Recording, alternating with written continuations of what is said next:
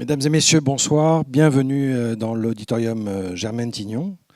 On a la chance et le plaisir, l'honneur d'avoir une traduction en langue des signes ce soir, ce qui permet de faire circuler de la pensée, de la connaissance, de la parole autrement. Et c'est dans cette maison, il va y avoir une grande exposition après Babel traduire. Ça fait beaucoup de sens. Et donc nous sommes très heureux ce soir d'accueillir cette rencontre des histoires vraies de la Méditerranée. C'est une longue histoire, puisque ce projet est né en 2011-2012, porté par François Beaune, à l'occasion d'ailleurs de Marseille-Provence 2013, capitale européenne de la culture. Et puis on s'est retrouvé avec François Beaune un jour à Alexandrie. Et puis voilà, cette idée d'aller chercher des histoires, de collecter des histoires, de les faire partager, de créer un site. Voilà. Et puis ces histoires ont cheminé. D'ailleurs, en 2013, nous avons fait la première rencontre publique au Fort Saint-Jean, une très belle soirée avec des écoutes assez drôles. Ceux qui étaient là ont encore peut-être l'histoire de la Space Bouillabaisse en tête et des choses de cet ordre qui sont assez magnifiques. Et donc il nous a semblé important, 3 ans après, puisque ce projet est porté par une association et qu'il est en train de se déployer à nouveau, qu'il puisse revenir nous parler, puisqu'évidemment des histoires continuent à se raconter en Méditerranée, et tout cela crée beaucoup de sens. Donc nous avons ce soir avec François Beaune, Christos Chrysopoulos, Shauki Amari, et puis un moment musical. Donc je vous souhaite une très bonne soirée. Pensez surtout à éteindre vos téléphones portables, et puis bonne écoute, bon voyage dans ces récits de la Méditerranée. Bonsoir.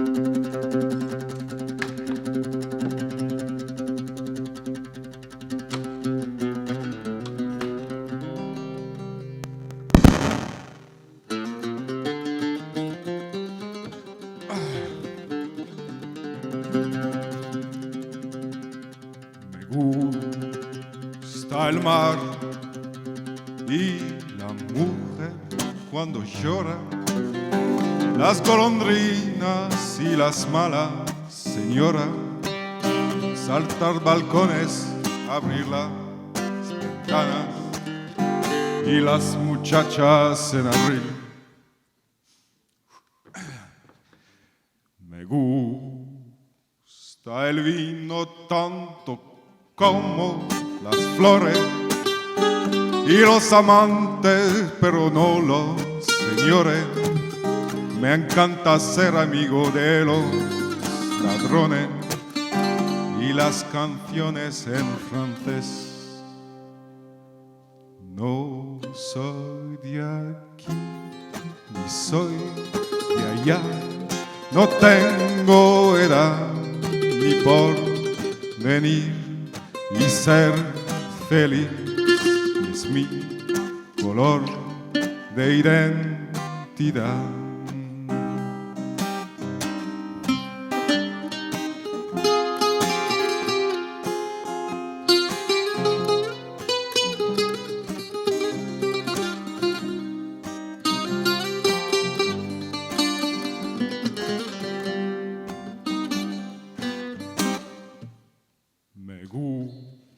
Estar tirado siempre en la arena y en bicicleta perseguir a Manuela, y todo el tiempo para ver las estrellas con la María en el trigal. Je ne suis pas d'ici, je ne suis pas de là, je n'ai pas d'âge, je n'ai pas d'avenir. Et être heureux est la couleur de identité.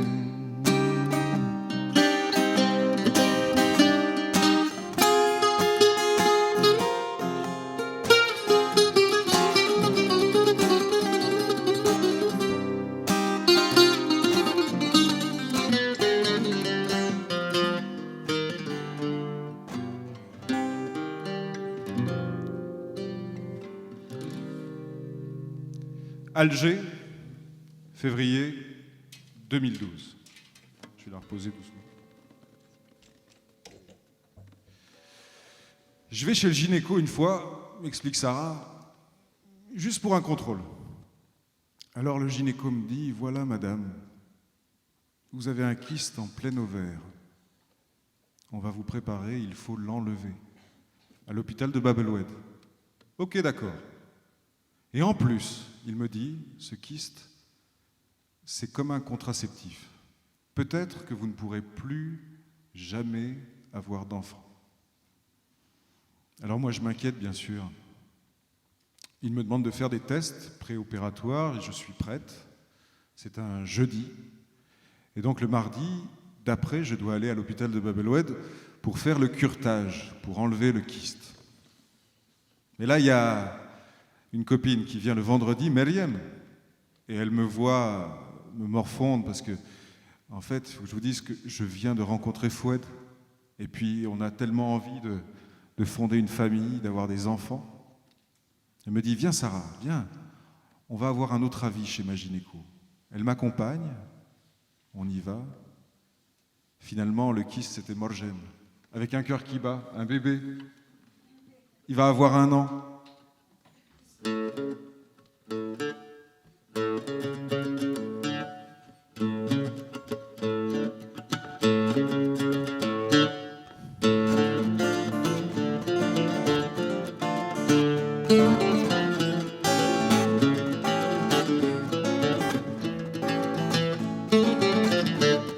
مازال هاي مازال محبوب القلب لاش تسول هذا الميجال مازال حي مازال ما تسمحش لو يصير عليها المكان مازال حي مازال محبوب القلب لاش تسول هذا الميجال مازال حي مازال ما تسمحش لو يصير عليها المكان مشيت للصحراء نشوفها ولقيتها مازال ولات الشمع في خدها فوق الشعر بخال قلت لا يا نعولو ياك الوعد طوال غير انا وياك ومن المحبة راهي مازال مازال حي مازال محبوب القلب لاش تزول هذا الميجال مازال حي مازال ما تسمحش لو يصير عليا المكان مازال حي مازال محبوب القلب لاش تزول هذا الميجال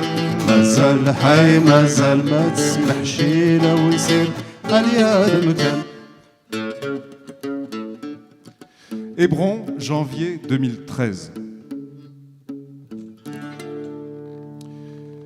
Ici, tout autour de toi, m'explique Zleira, c'est l'ancien marché aux poulets de la vieille ville d'Hébron, en Palestine. Aujourd'hui, il est laissé à l'abandon, mais avant l'occupation, c'était un lieu plein de vie, qui donnait sur la rue Chouhada, la plus grande artère d'Hébron, maintenant fermée pour nous, réservée aux colons. Tu vois ces bâtiments, il n'y a pratiquement plus personne qui vit ici, ils sont tous partis. Moi, je suis de la vieille ville, mais j'ai décidé de venir m'installer précisément ici pour résister et m'occuper de nos enfants. Et voilà une des histoires que je peux te raconter.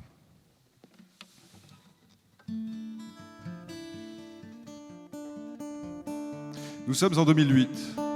Un groupe d'ados joue au foot juste en bas, dans la cour par laquelle tu es monté. Ils jouent au foot et moi, je les surveille, je suis comme leur coach. Un jour, des soldats viennent et expliquent qu'il est interdit de jouer au foot ici, dans cette zone, parce que cela gêne les voisins, c'est-à-dire les colons qui nous servent de voisins. Ils accusent les jeunes de créer des problèmes, de faire des feux. Et je leur dis que ce n'est pas vrai, moi je suis là tout le temps, je les surveille, ils ne font que jouer au foot. Mais ils n'aiment pas que nos enfants s'amusent, qu'ils vivent normalement. Car pour eux, il faut qu'on parte. Et ils nous rendent la vie impossible dans ce but. Un autre jour, ils reviennent et menacent. Ils m'expliquent qu'ils vont arrêter les jeunes footballeurs parce qu'ils ont reçu des ordres. Je lui dis que personne ne nous empêchera de jouer au foot, que nous voulons continuer de jouer au foot, que ça nous plaît, nous, de jouer au foot. Et là, le commandant ordonne aux soldats de se mettre au milieu de la partie pour gêner. Mais les gamins sont malins. Et puis, ils ont à peu près le même âge que les soldats. Et ils commencent à leur faire des passes. Et les soldats ont envie de jouer. Ils commencent à faire un foot. Bon, évidemment, ça branle un peu, mais corner, quelques tirs. Les soldats ont envie de jouer. Alors, on va tous voir le commandant. Et moi aussi, je lui explique que les soldats veulent jouer au foot, les jeunes Palestiniens veulent jouer au foot. Il me dit d'accord. Mais à une condition. Si on gagne, vous ne jouerez plus jamais au foot ici. Par contre, si on perd, je vous signe un papier qui vous permettra de jouer autant que vous voulez. Personne ne pourra plus vous en empêcher. Je traduis cette proposition aux enfants qui me disent « Yallah, bien sûr, pas de problème, on va leur mettre leur raclée à Tsahal. Vas-y, ils vont voir, on est prêts, on est chaud. » Et le match commence. Mais soudain, un officier apparaît sur un des toits de la Médina. Et il ordonne à tous de s'arrêter, il crie en hébreu comme ça. Il explique aux soldats qu'ils n'ont pas le droit de jouer au foot. Mais qui va garder leurs armes pendant ce temps? Que la partie est annulée. Alors moi je vais voir le commandant et je lui dis, ça veut dire que vous avez perdu. ثلث راحي الحمام مبني على صنارو من فوق ما بان دخانو من تحت ابو حجارو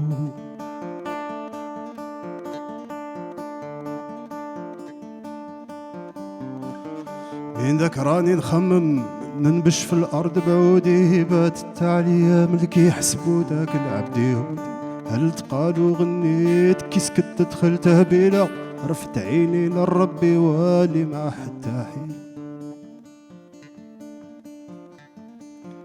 امين واش سافا La baisse pas vraiment en fait.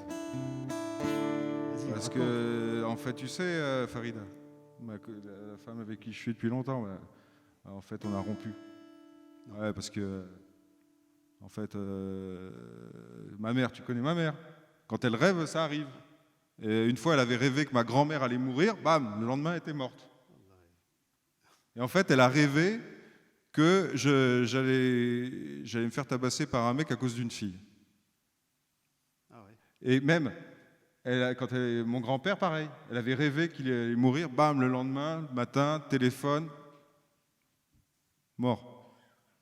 Alors bon, et je l'aime Farida, hein, mais quand même, je veux dire, ouais, j'ai pas réfléchi trop longtemps en fait, j'ai coupé les ponts quoi.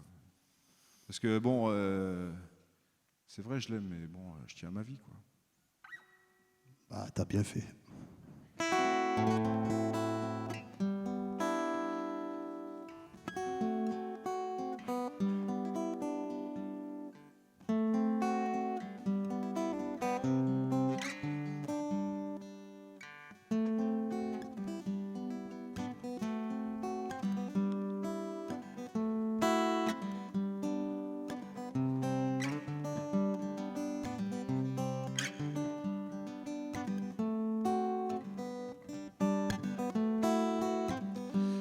Mazara del Vallo, novembre 2012. Quand je rencontre Fakri à Lampedusa, où je travaille depuis quelques mois, il me raconte Nurhen. Il a 21 ans et nous sommes le 14 février 2010, c'est-à-dire quelques semaines après la révolution tunisienne. Mais Fakri, lui, ne vient pas en Italie pour fuir la révolution, il ne fuit pas non plus la faim. À la question « Pourquoi tu as émigré ?», il me répond sans hésiter Je cherche ma mère. Il ne dit pas, comme les autres, qu'il vient pour le travail ou à cause de la guerre. Il dit juste ça. Je veux retrouver ma mère. Il me raconte que sa mère l'a abandonné quand il avait 6 mois. Il a vécu en Tunisie avec sa sœur dans une chambre de 3 mètres carrés et un père qui s'est remarié et les a abandonnés. Il a été un père et un frère pour cette sœur. Et ils ont quitté la Tunisie ensemble sur le même bateau. Mais lui a continué sa route elle a continué sa route vers la France, alors que Fakhri, lui, est resté en Italie pour chercher sa mère.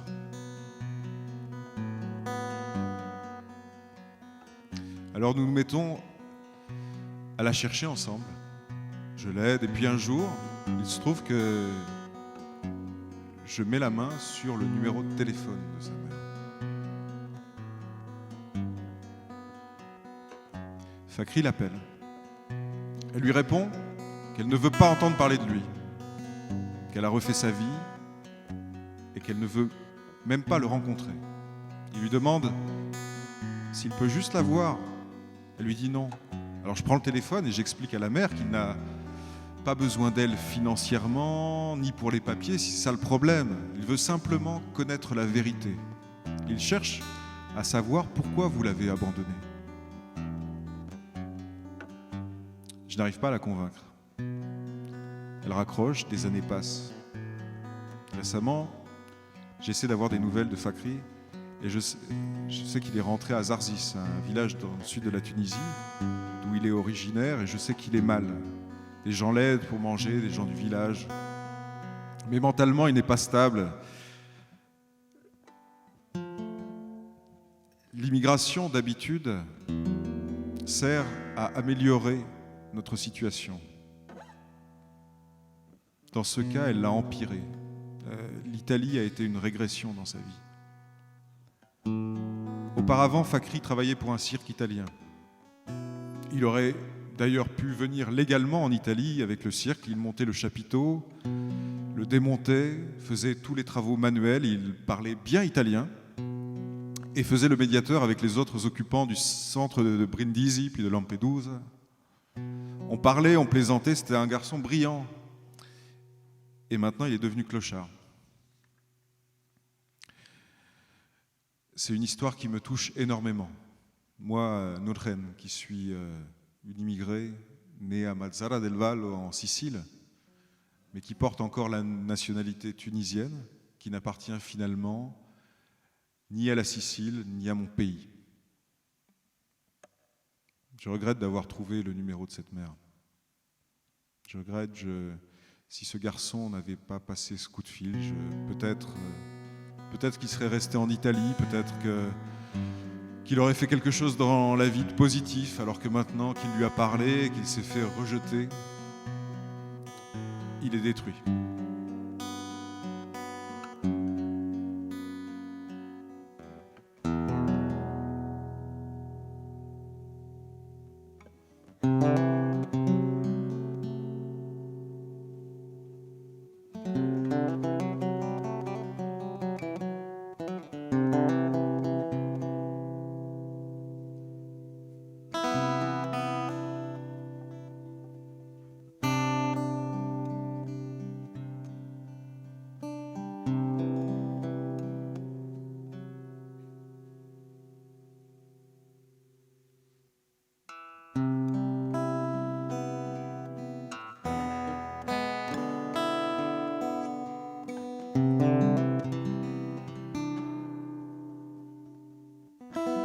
Marseille,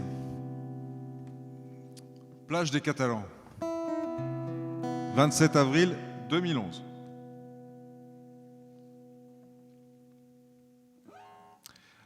Avec ma fille, on a à peine eu le temps de se tremper les fesses. Elle a maintenant 7 ans et un orage de rue, mi-chaud, mi-froid. On se réfugie au Welcome Bar, juste en face de la plage des Catalans. Le sable aux pieds, les serviettes en pagne. D'ailleurs, il y avait une musique sur la radio, quelque chose qui faisait genre nostalgie, un peu. J'avais dessiné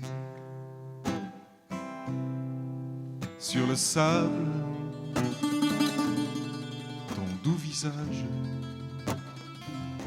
qui me souriait. Bon.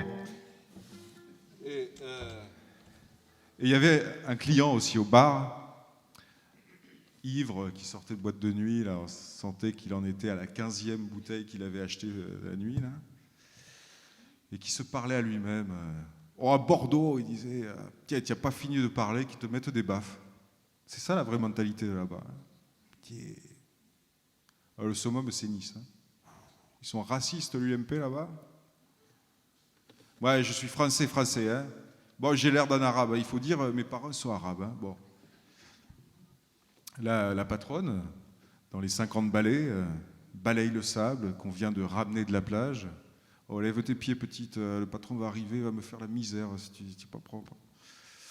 Elle finit son essuie-glace, un beau spectacle tout en douceur sur le carrelage, puis se met à piocher bruyamment dans un petit pichet cloche en inox avec une cuillère gond pour faire mousser le lait, pour faire des chapeaux à ces cappuccinos commandés par des touristes assis, les orteils pleins de sable, qui vont la foutre en rogne.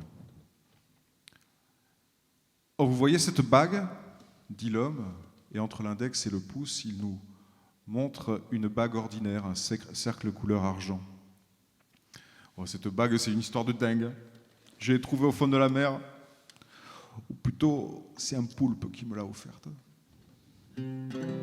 Un poulpe, je vais dire envoyé de l'espace, hein, par la plus pure pensée de nos anciens, plus précisément de ma grand-mère.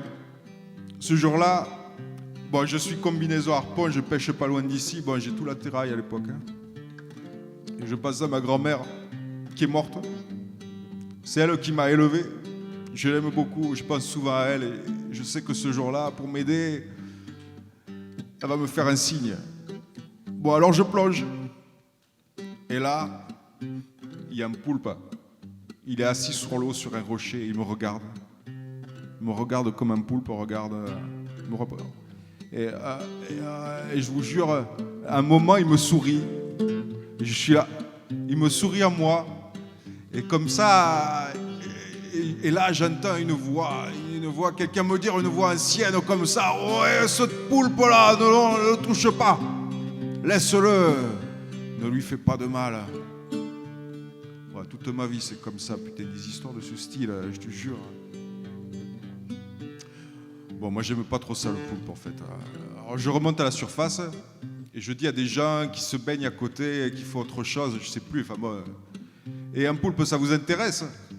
Ils disent que oui. Alors, je replonge. Mais là, le poulpe, il a disparu. Et à sa place, sur le rocher, il y a cette bague qu'il m'a laissée.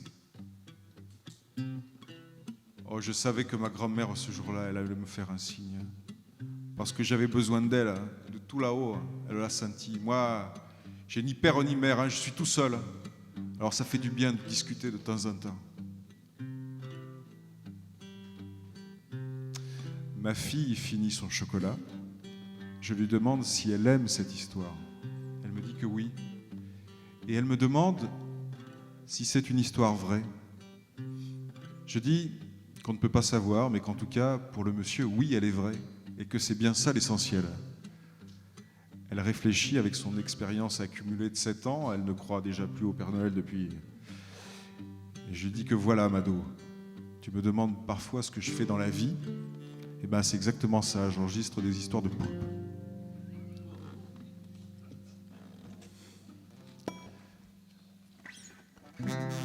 Et j'ai crié,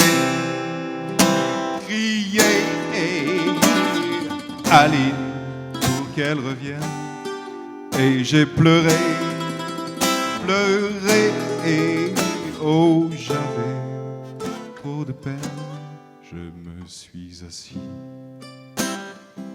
au bord de son âme. Et la belle dame s'était enfuie. Je les chercher. Sans plus y croire, sans un espoir pour me guider. Et j'ai crié, allez avec moi, crié, non, vous la connaissez pas? Et j'ai pleuré, pleuré, oh j'avais trop de peine. Solo.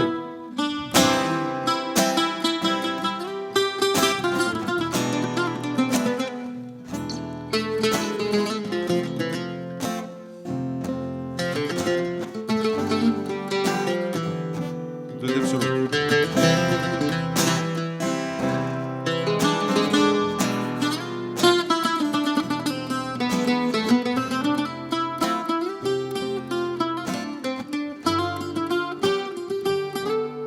Et j'ai crié, crié, Aline pour qu'elle revienne. Et j'ai pleuré, pleuré, oh j'avais trop de poules.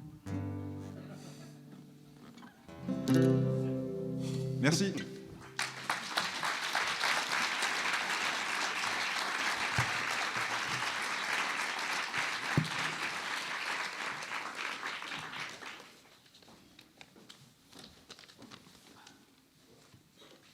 C'était l'intro. Donc, nous sommes là réunis pour parler un peu de ce projet de bibliothèque multimédia d'histoire vraie de Méditerranée et comment on collecte des histoires, comment on les re-raconte. Là, c'était un exemple de comment on re-raconte des histoires à travers une lecture musicale qu'on a fait avec Malik Ziad, que je vous demande d'applaudir. Voilà. C'est un... On commence, là, on va essayer voilà, c'est la première fois qu'on fait ça en public tous les deux, et donc on va développer ça par la suite. Ce projet, oui, il est né avec Marseille 2013, quand j'ai fait ce tour de la Méditerranée, j'ai collecté ces histoires, et puis il y a eu ce livre, La Lune dans le Puits, il y a eu aussi des créations radiophoniques sur Arte Radio. Si vous êtes sage, on vous en fera écouter une avant de partir. Mais moi, il m'a semblé assez vite que les premières 1500 histoires que j'ai pu glaner en faisant pendant 1 an et demi le tour de cette Méditerranée, dans à peu près tous les pays, il y a certains que j'ai pas pu aborder à cause de Sarkozy ou d'autres gens, comme la Libye, la Syrie. Bon. Mais j'ai été content de découvrir cette mer, moi qui suis auvergnat et voilà, qui ne connaissais pas bien, à part le fait que c'était difficile de trouver du sénectaire. Donc j'étais content de faire ça, de ramener toutes ces histoires. Et puis je me suis dit, quand même, 1500 histoires vraies, on n'en est qu'au début. Une bibliothèque, ça ne fait pas 1500 livres, il nous en faudrait beaucoup plus. Il y a plus de 300 millions d'habitants autour de cette mer. Soyons ambitieux et essayons de réfléchir à une phase 2, où là, ce serait plus seulement moi, ce serait vraiment un collectif, à la fois d'auteurs, à la fois d'artistes, de musiciens, de conteurs, de réalisateurs, de documentaristes, et aussi évidemment de chercheurs en sciences humaines, d'anthropologues, d'ethnologues, d'historiens du temps présent, qui se mettraient ensemble pour travailler sur ce projet et à la fois donc collecter les histoires vraies des habitants à la fois de cette Méditerranée, mais aussi en les restituant chacun avec leur savoir-faire, à leur manière, pour que ces histoires existent. Et c'est bien ça aussi tout le sujet de la discussion qu'on va avoir ce soir, c'est-à-dire comment aujourd'hui, dans un monde qui si confus et qui nous échappe en permanence, en particulier grâce aux médias, je dirais, comment s'accaparer le réel, comment être au plus près de la réalité des gens, et puis aussi comment, c'est une question qui va ensemble, qui fonctionne ensemble, comment restituer ces histoires, comment les raconter, comment incarner les histoires des habitants de la Méditerranée, et d'ailleurs, puisque On parlera des histoires des habitants du Kyrgyzstan avec Boris Petrich, qui est notre anthropologue et directeur du Centre Norbert Elias, avec qui on va travailler pendant de nombreuses années sur ce projet. Mais aussi des histoires vraies qui nous viennent de Vendée, par exemple, où j'ai pu travailler sur le territoire vendéen pendant 2 ans avec Philippe Manac, qui est ici présent dans la salle, des histoires vraies qui nous viennent de Chambéry-le-Haut, une ZUP, la ZUP de Chambéry, sur laquelle on travaille avec un auteur de bande dessinée, sur comment raconter, comment capter en fait les histoires vraies des habitants d'une ZUP et les re-raconter sous la forme d'une chronique dans un quotidien, le Dauphiné Libéré, pour aboutir ensuite à une bande dessinée. Je vois Jean-Luc Vignul qui est là, qui est venu ce soir, et il y a des gens qui, voilà, de tous ces terrains, ces territoires qu'on aborde. Disons, l'idée étant qu'on mette en résidence des écrivains, des auteurs en général, en binôme parfois, que ce soit un auteur de BD avec un anthropologue, par exemple dans le projet qu'on fait sur le Bugey Sud, avec l'anthropologue Céline Lesourd, qui doit être là ce soir, je ne la vois pas, mais j'imagine qu'elle est là, et avec un auteur de bande dessinée qui est Fabrice Turier. Comment ils vont capter les histoires vraies des gens et les re-raconter sous la forme d'un livre illustré.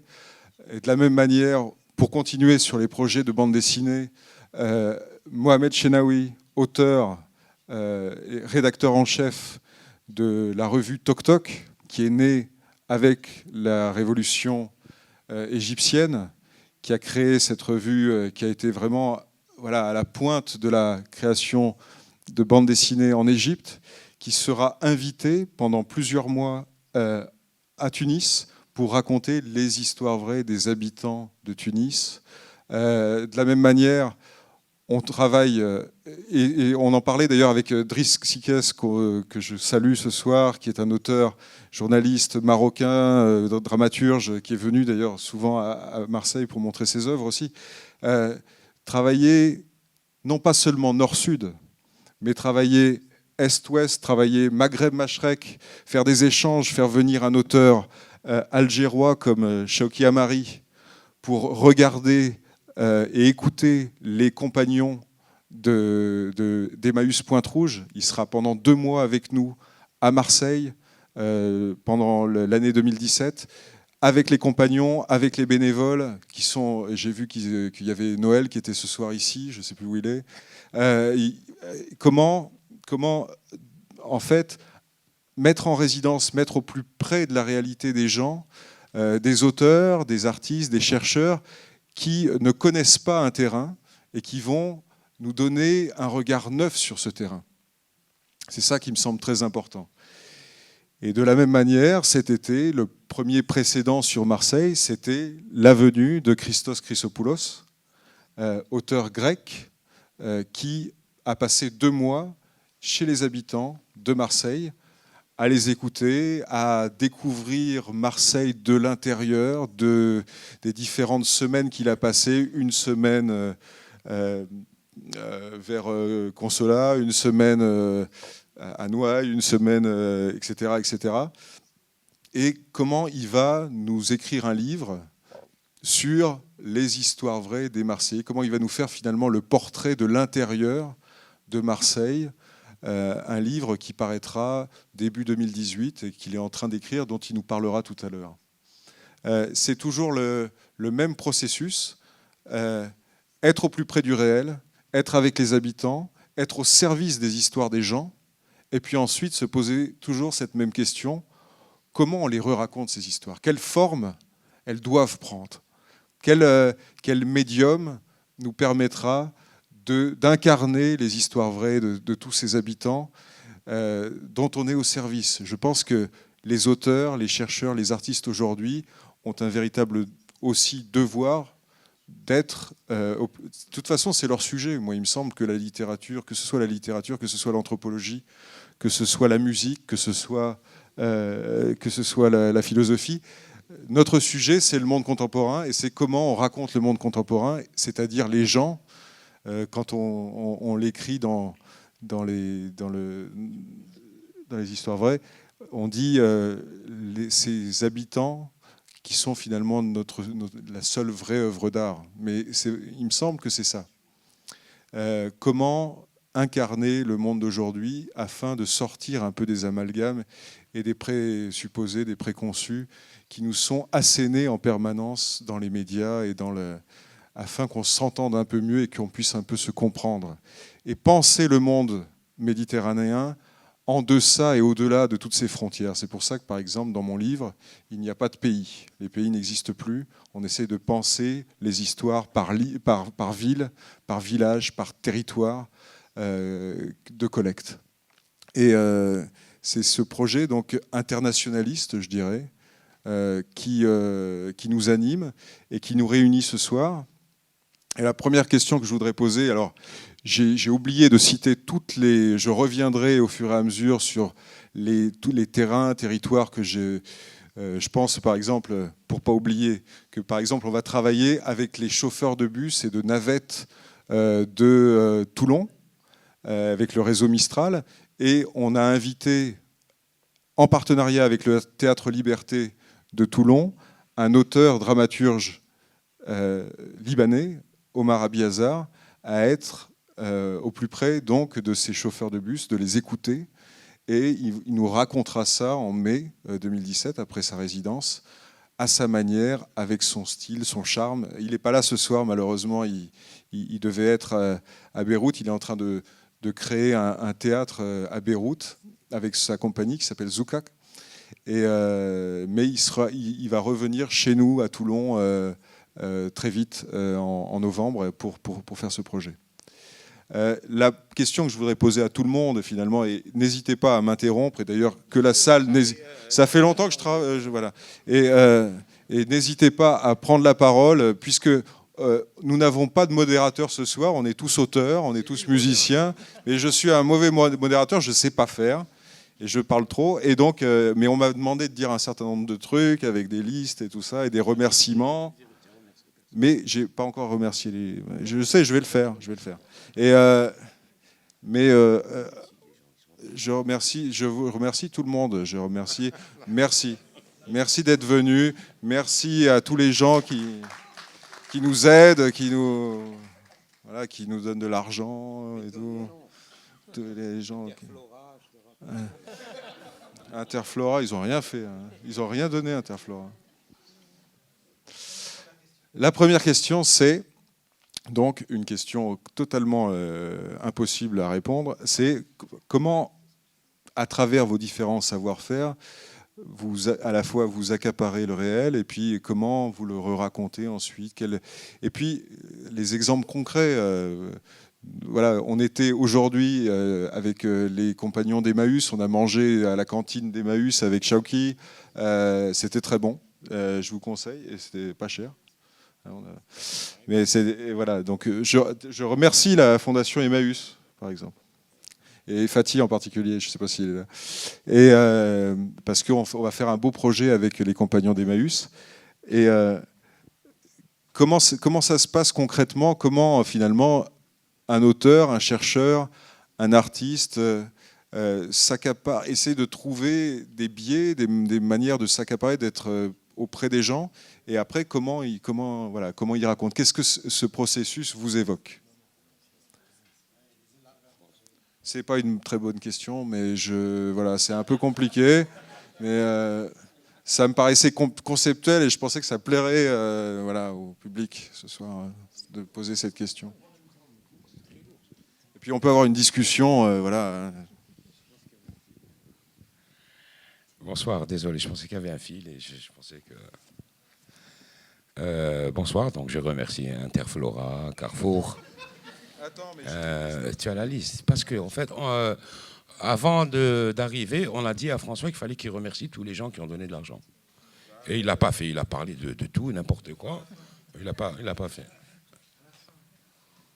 Mais c'est pas grave, je vais vous raconter une histoire qui est vraie, on va dire à moitié. Je connais un peu la Méditerranée, donc je connais Marseille, bien sûr, que tous les Algériens connaissent Marseille. La 49e wilaya. Je connais l'Espagne, le Liban, la Syrie, la Turquie, la Grèce, etc.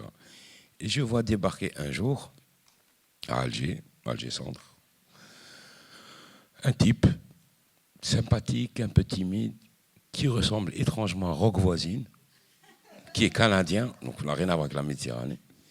Et il est là. Je veux des histoires, je veux des histoires, je veux des histoires, je cherche des histoires. Et là, je ne comprends pas. Parce que, en théorie, tous ceux qui vivent au bord de la Méditerranée ont des histoires à raconter, soit des vraies, soit des fausses, soit des blagues, soit des anecdotes qui d'ailleurs sont souvent traduisibles. Hein. J'ai rencontré des blagues en grec qui sont l'équivalent des blagues en turc, qui sont traduites en égyptien. En fait, on ne sait pas qui est à l'origine. Bon, je sais que ce n'est pas Homère qui a inventé de formidables histoires sur la Méditerranée, mais ce n'est pas lui qui a inventé les blagues. Et donc, je vois arriver François, je veux des histoires, je veux des histoires, je veux des histoires.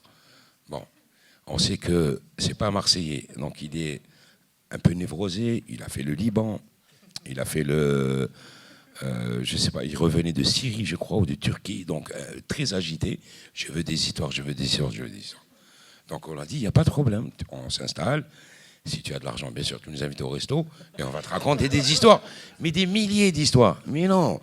Et on lui raconte des histoires. Non, non, je ne veux pas ces histoires, je veux des histoires. Et on a mis à peu près un mois à comprendre ce qu'il cherchait. En fait, il cherchait des histoires vraies. Il ne l'avait pas dit. Mais pour nous, en fait, et je crois que c'est valable pour tous les gens de la Méditerranée, y compris Homère, qui est turc d'ailleurs, qui n'est pas grec, puisqu'il est de Izmir, qui est l'actuelle Turquie. La vérité n'est pas prépondérante, c'est-à-dire qu'il y a un distinguo nécessaire à faire entre la vérité et la réalité et l'exactitude. Et donc, une fois qu'on a compris ce que voulait François, c'est-à-dire il voulait des histoires pour les revendre. En fait, en gros, c'était ça. Non, un vrai Méditerranéen, c'est-à-dire une espèce de bateau qui passe dans les ports. J'ai du sel, donnez-moi de l'or, j'ai du bois, donnez-moi de la soie. En gros, c'est ça. Et une fois qu'on a compris ça, on a abordé un problème d'éthique, c'est-à-dire à qui appartiennent les histoires. Parce que, effectivement, après j'ai collaboré avec François, on a, je ne sais pas si ça se dit, mais on a vendu des histoires.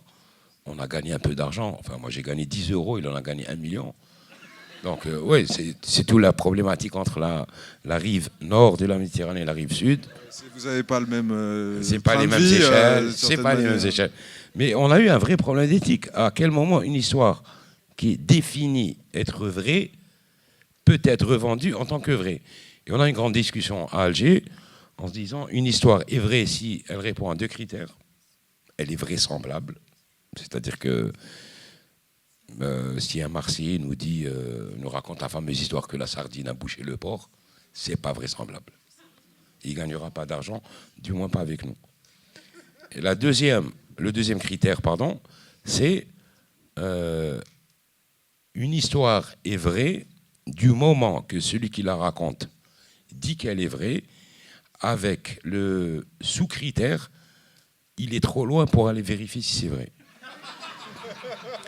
Et donc là, on revient à la Méditerranée, qui n'est pas une grande mer en fait. Hein. La Méditerranée fait à peu près, je crois, 2,5 millions de kilomètres carrés. C'est à peu près la superficie de l'Algérie, le pays d'où je viens, qui est le plus grand pays d'Afrique. Donc la mer n'est pas grande, mais chez tous les marins, on peut raconter qu'on a rencontré un poulpe qui parle, une sirène qui nous aime, etc. Mais l'authentification de l'histoire vraie est tellement fantasmagorique qu'il faut parcourir des kilomètres qui étaient autrefois magiques. C'est-à-dire, à l'époque, aller de Marseille à Sour, l'actuel Tir, en Phénicie, c'était quelque chose de magique. Aujourd'hui, bon, l'espace s'est tordu, s'est replié. Moi, je suis venu d'Alger hier et je me suis rendu compte que moi, j'habite à Alger Centre. Hein, donc, j'ai mis plus de temps entre Alger Centre et l'aéroport d'Alger que d'Alger à Marseille. C'est 1 heure d'avion. Donc, en fait, les distances ont changé. Et je ne sais plus ce que je voulais dire, mais il y a eu un problème d'éthique sur à qui appartiennent les histoires, en fait. Donc, je peux vous raconter n'importe quelle histoire. par exemple celle d'un dauphin qui est rentré par le détroit de Gibraltar et qui a demandé à un requin qu'il a rencontré. C'est une histoire vraie. Hein. Mais je te crois, hein. C'est le dauphin qui me l'a raconté. Hein. Le principe étant qu'on fait toujours confiance à la personne qui nous raconte l'histoire. Moi, la première histoire que j'ai collectée, c'est une histoire d'extraterrestres sur les Ramblas en Espagne. Ils étaient un peu plus verts que la moyenne, mais plus intelligents que la moyenne aussi, il m'a dit le mec. Ouais, ils sont repartis en soucoupe. Je ne sais pas si ça vous intéresse, mais à mon avis, le vrai débat, c'est pour des auteurs de fiction. Moi, je suis un auteur de fiction. Boris n'est pas un auteur de fiction. Il fait des thèses qui étaient ardues à l'époque, mais je vous conseille vivement son livre. Manger nos boutons, c'est exactement ce qu'il faut faire, à mon avis, sur les thèses anthropologiques. C'est-à-dire un peu d'humour, un peu de décalage permanent. Il faut lire ce truc, franchement. Est-ce que d'ailleurs, Boris, tu voudrais nous parler un peu de la fabrique des écritures innovantes et de ce qu'on imagine comment de on faire fabrique des histoires vraies au Kyrgyzstan? Bonsoir à tous.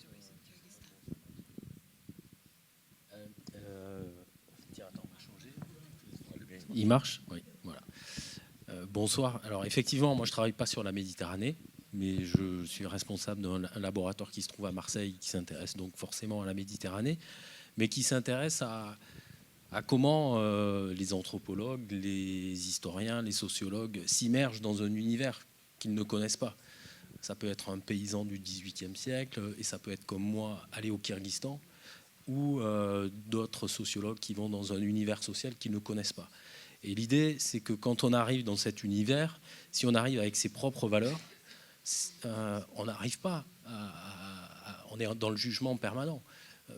Les croyances du rapport à l'habitat, à Dieu, etc., on est obligé de mettre entre parenthèses ses propres croyances.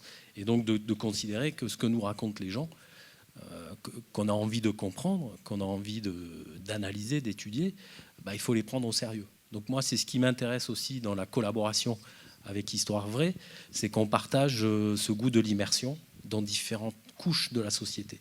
Et qu'il y a eu, dans les sciences sociales, de grands discours, de grands récits, souvent idéologiques, et qu'aujourd'hui, on est dans une situation où on a besoin de se reconnecter aussi à une réalité sociale qui est complexe.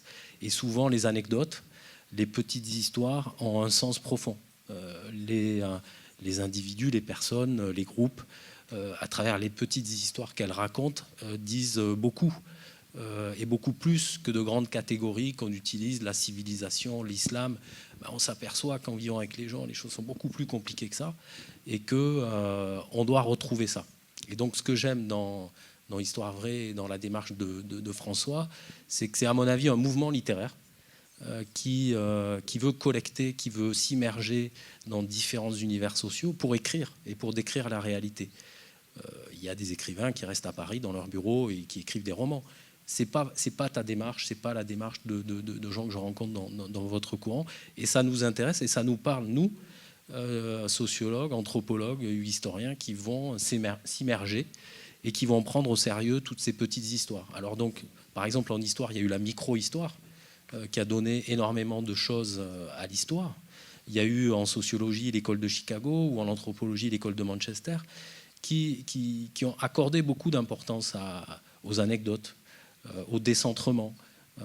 Et je pense que c'est une manière d'écrire qui peut apporter beaucoup sur la compréhension de la complexité du monde aujourd'hui, et avec aussi un vocabulaire simple. C'est aussi ça qui m'intéresse. C'est-à-dire qu'on ne doit pas déposséder les gens qu'on écoute de la manière dont ils parlent. Parce que le langage, la créativité linguistique, on doit la restituer. Et on ne doit pas s'engager dans une écriture trop savante, trop élitiste, qui nous coupe de la réalité. Donc voilà, la fabrique des écritures à Marseille, on essaye de faire ça, c'est difficile. Et on partage ça avec vous, dans cette volonté aussi de raconter des histoires à des gens qui peuvent être intéressés par ce qu'on fait. Et le Kyrgyzstan, c'est pas seulement un pays exotique, c'est aussi des choses qui peuvent nous parler et qui peuvent être intéressantes à comprendre aujourd'hui. Le Kyrgyzstan que tu mets en regard aujourd'hui avec la Chine, que tu mets en regard avec tout cette... je pense que il faut qu'on se pose aussi la question de la forme. On raconte les histoires et il y a différentes formes. qu'on va privilégier. On a la chance, je crois qu'Elisabeth Daldoul est là ce soir dans la salle, je sais pas si... Elle est là, qui est notre éditrice. Et donc on a demandé évidemment à des auteurs, à des anthropologues, à des artistes de travailler sur des différents territoires. Et les livres qui sortiront de cette collection Histoire vraie seront publiés. Et on y tenait beaucoup en Tunisie, aux éditions Elisade, dans la collection Histoire vraie chez Elisade. Et c'était quelque chose qui est très important pour nous. Et aussi de faire le pont avec Maghreb Mashrek, avec la maison d'édition Snoubar Beyrouth, qui publiera un certain nombre des livres de la collection en arabe à Beyrouth.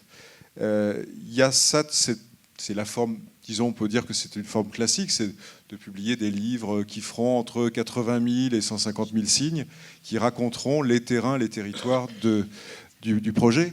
Mais par exemple, et là on a nos amis Fabienne et Aude qui signent ce soir et qui vous racontent en langue des signes cette soirée, eh bien nous avons imaginé avec elles et l'association un projet de collecte d'histoires vraies de sourds sous la forme d'une web série, une web mini-série, où il y aura un certain nombre de vidéos YouTube qui seront réalisées par Laura, qui est juste là avec sa caméra, vous la voyez, qui est à la fois documentariste, réalisatrice et anthropologue, et qui donc aura à charge de nous re-raconter à sa manière, avec son style de réalisatrice, les histoires que la communauté sourde de la grande métropole marseillaise vont nous confier.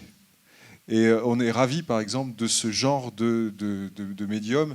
Il nous semble que la vocation de l'association, c'est à la fois d'être au plus près de la réalité des gens, mais aussi de restituer à l'ensemble de la population méditerranéenne et d'ailleurs, puisque c'est un site internet avant tout, hein, c'est une base de données qu'on va avoir la chance grâce, et je remercie la région PACA, hein, t'as vu, qui nous aide pour refondre totalement le site internet qui date de Marseille 2013. On va pouvoir retravailler sur comment montrer en carte, à travers quelque chose de plus interactif, toutes ces histoires qu'on collecte. Et donc, il me semble qu'aujourd'hui, il faut vraiment qu'on travaille avec les médiums récents que sont les vidéos YouTube, les blogueurs, toute cette parole libre. Voilà. Non, avant de commencer comment il n'y a pas de modérateur, on s'est dit... Tais-toi. Il faut que chacun se donne l'autorisation de couper l'autre quand il estime qu'il est en train de faire trop de remerciements ou de développer des choses qui ne vous intéressent pas. Moi, ce que je voulais rajouter, c'est qu'en fait, on est dans un monde où on est tous hyper spécialisés de plus en plus. Et ça pose un problème, justement. Et l'esprit de Histoire vraie, ce qui m'intéresse, c'est que on a tous des étiquettes, etc. Mais ce qui nous intéresse quand même, c'est de comprendre la vie sociale, le monde dans lequel on vit, qui est complexe. Et en fait, retrouver un peu l'esprit du cabinet des curiosités du 19e siècle, où il y avait des savants, des gens de différents univers qui essayaient de comprendre un peu. Et je pense que l'idée de collecter des histoires, déjà, c'est se connecter à différentes réalités, et après partager des expériences pour décloisonner un peu les univers hyper spécialisés, c'est bien. Et c'est important, parce qu'aujourd'hui, on a besoin aussi de comprendre des choses très complexes, mais à la fois d'avoir un peu du sens. Et toutes ces petites histoires, elles ont du sens. Les transdisciplines. Aujourd'hui, ça fonctionne plus. Effectivement, vous avez remarqué que François est un très mauvais chanteur, mais il raconte des histoires comme personne. Mais à qui appartiennent ces histoires? Moi, j'ai envie de rentrer dans ce débat, si ça vous intéresse. Après, je suis auteur de fiction. Après, à quel au Punch, après. Alors... Non, je vais en parler quand même. En tant qu'auteur de fiction, je ne sais pas où est la frontière entre une histoire qui a été inventée. Aujourd'hui, on sait que dans la littérature ou le cinéma, on va dire la fiction a fait le tour de la fiction. C'est-à-dire, il n'y a pratiquement plus rien à inventer. y compris dans le fantastique et la science-fiction et l'anticipation. Aujourd'hui, il semblerait qu'il faille revenir à la fiction comme matériau de base d'un imaginaire, parce que c'est un imaginaire et parce que ce n'est pas vrai. Les gens qui racontent des histoires sont forcément des conteurs. Et donc, ils vont ajouter une touche personnelle à ce qu'ils racontent, ce qui va fabriquer une espèce de légende. Et donc, on est déjà dans le faux. Donc, dans justement, j'aimerais bien que Christos nous raconte à la fois... là, on a un auteur qui incarne Alger. On a un auteur qui incarne Athènes. Et on a demandé à cet auteur, Christos Chrysopoulos, de venir regarder Marseille. Et de la même manière, on va demander aussi à Shoki de nous raconter son Marseille à travers les compagnons, à travers ces gens qui viennent du monde entier et qui se retrouvent à la Pointe Rouge, tout au bout sud de notre ville. Et Christos... Well, as a Greek, it will be nice to have the last word. So if I wait long enough, you will have covered everything. En tant que grec, je suis très I content will have d'avoir earned my money without saying anything. Je suis très content d'avoir le dernier mot. Je pense que si j'attends assez longtemps que tout le monde ait parlé, je pourrais conclure et avoir le dernier mot. But I was paying real attention to what you've been saying, and I think it's interesting that you laid out a plan with a number of boundaries. So for me, that's what's interesting about the project. It's not the stories themselves per se, because the stories are there, but which network of boundaries are laid out. Je trouve ça intéressant qu'en parlant du projet, tu as montré quelles sont un certain nombre de restrictions, de limitations. Moi, c'est ça qui m'intéresse. C'est pas tant les histoires, le fait de raconter les histoires, mais les limites qu'on se fixe. And there are a number of boundaries between truth and fiction. Par exemple, la limite entre la fiction et la réalité, et la vérité, pardon. And also there's a boundary that has to do with an ethical line of ownership of speech. Ou par exemple les limites éthiques qu'on se fixe sur qui est le propriétaire d'une histoire. And both of you, mentioned that. Well, for me, the interesting thing is, there are a lot of stories that have been, are out there. And there's oral history programs, microhistory, as a movement. Also, because of digital media, people volunteer the stories. You don't have to go out. Stories are there to be grabbed.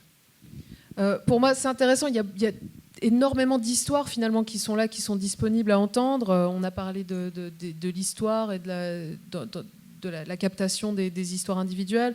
Dans les nouveaux médias numériques, il y a beaucoup d'histoires qui sont récoltées aussi par ces moyens-là. Well, for me, the interesting thing is, how do you do literature with that?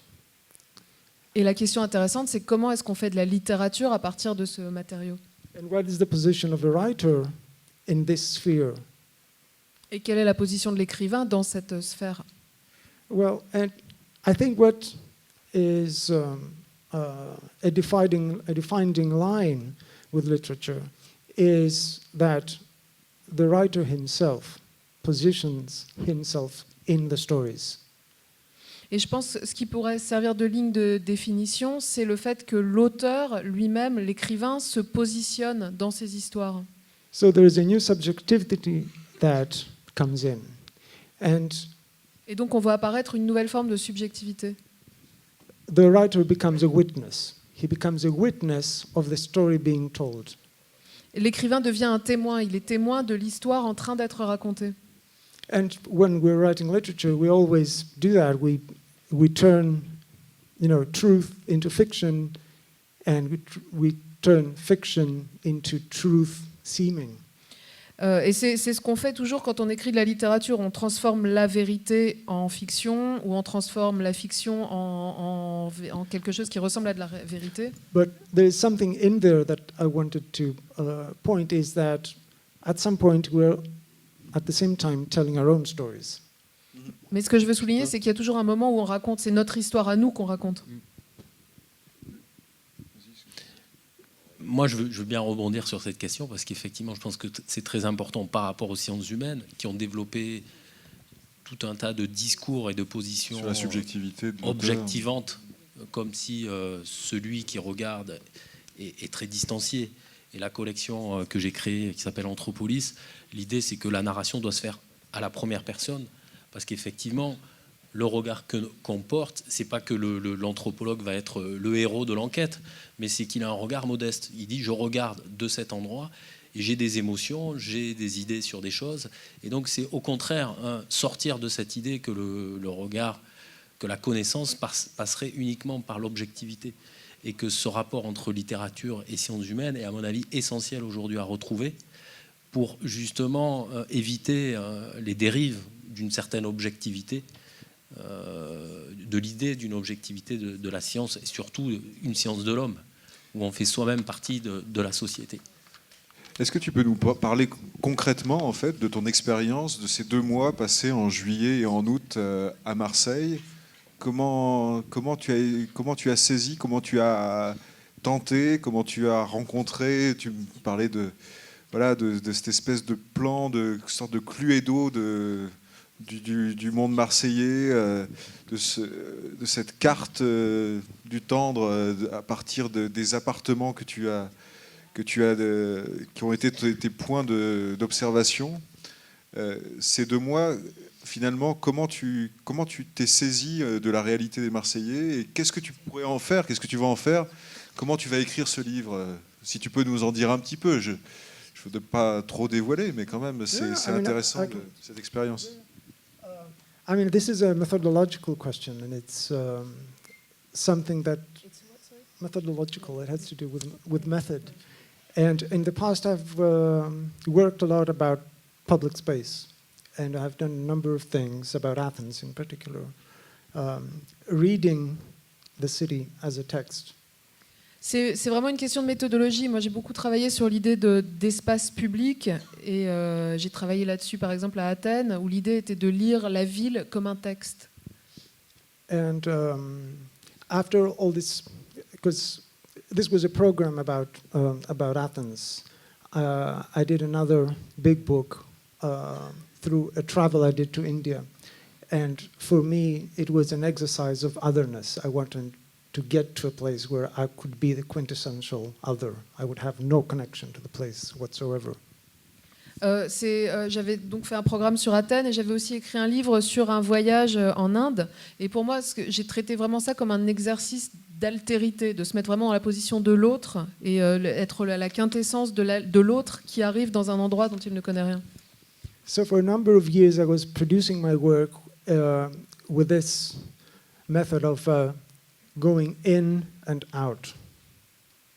Et donc pendant pas mal d'années, j'ai produit mon travail en utilisant cette méthode, la méthode d'entrer et de sortir de quelque chose.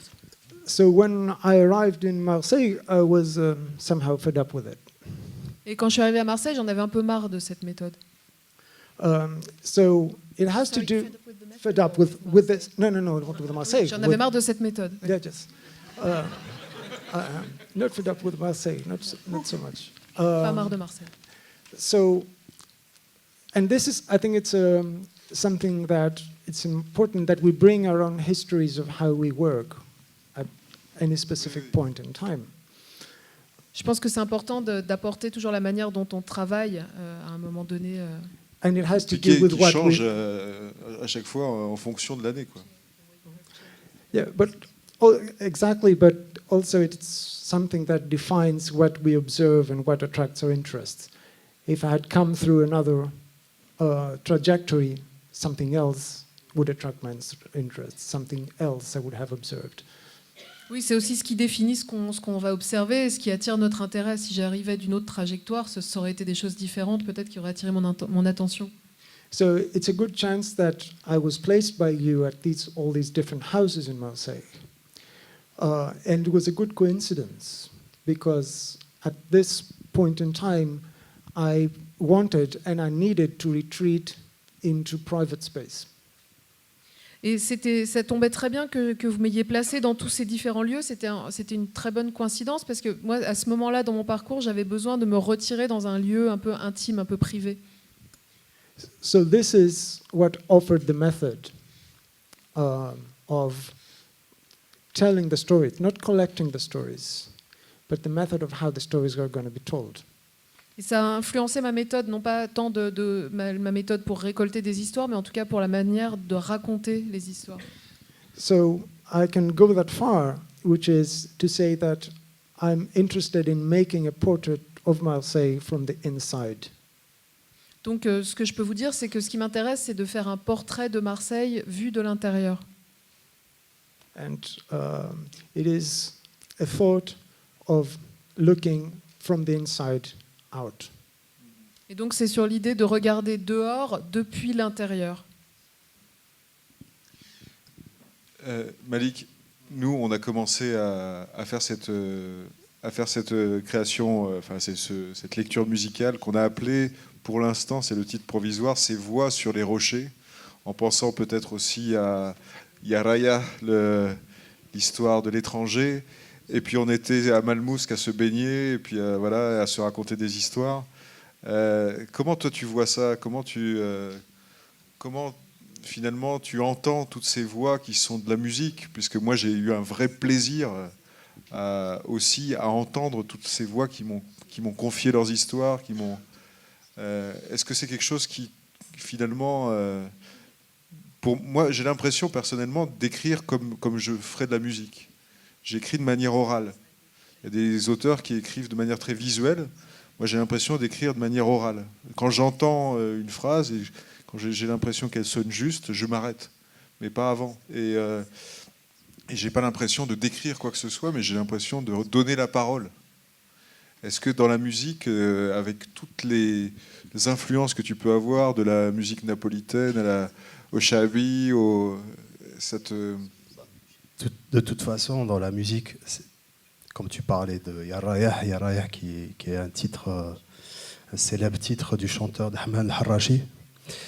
Et moi, j'ai baigné un peu dans ses histoires, en fait. Lui, quand il chante, il raconte, on baigne dans ses histoires, en fait. C'est vraiment des histoires, il en a plein, quoi, plein. Et c'est du vécu. Et ouais, c'est vrai, on associe la musique de toute façon, on entend ça. Tout à l'heure, j'ai entendu une superbe histoire qui n'est pas encore née. Justement, j'ai espionné un petit peu mon confrère algérien, le collègue qui parlait de... Ouais, bah, tu te reconnais aussi. Et du coup, une histoire avec le Driss. Et j'aimerais bien que peut-être inviter Driss à la raconter. C'est la frontière du Maroc qui s'appelle Zoujbral, hein, les deux ânes. C'est l'histoire des deux ânes. Et je te laisse finir la suite.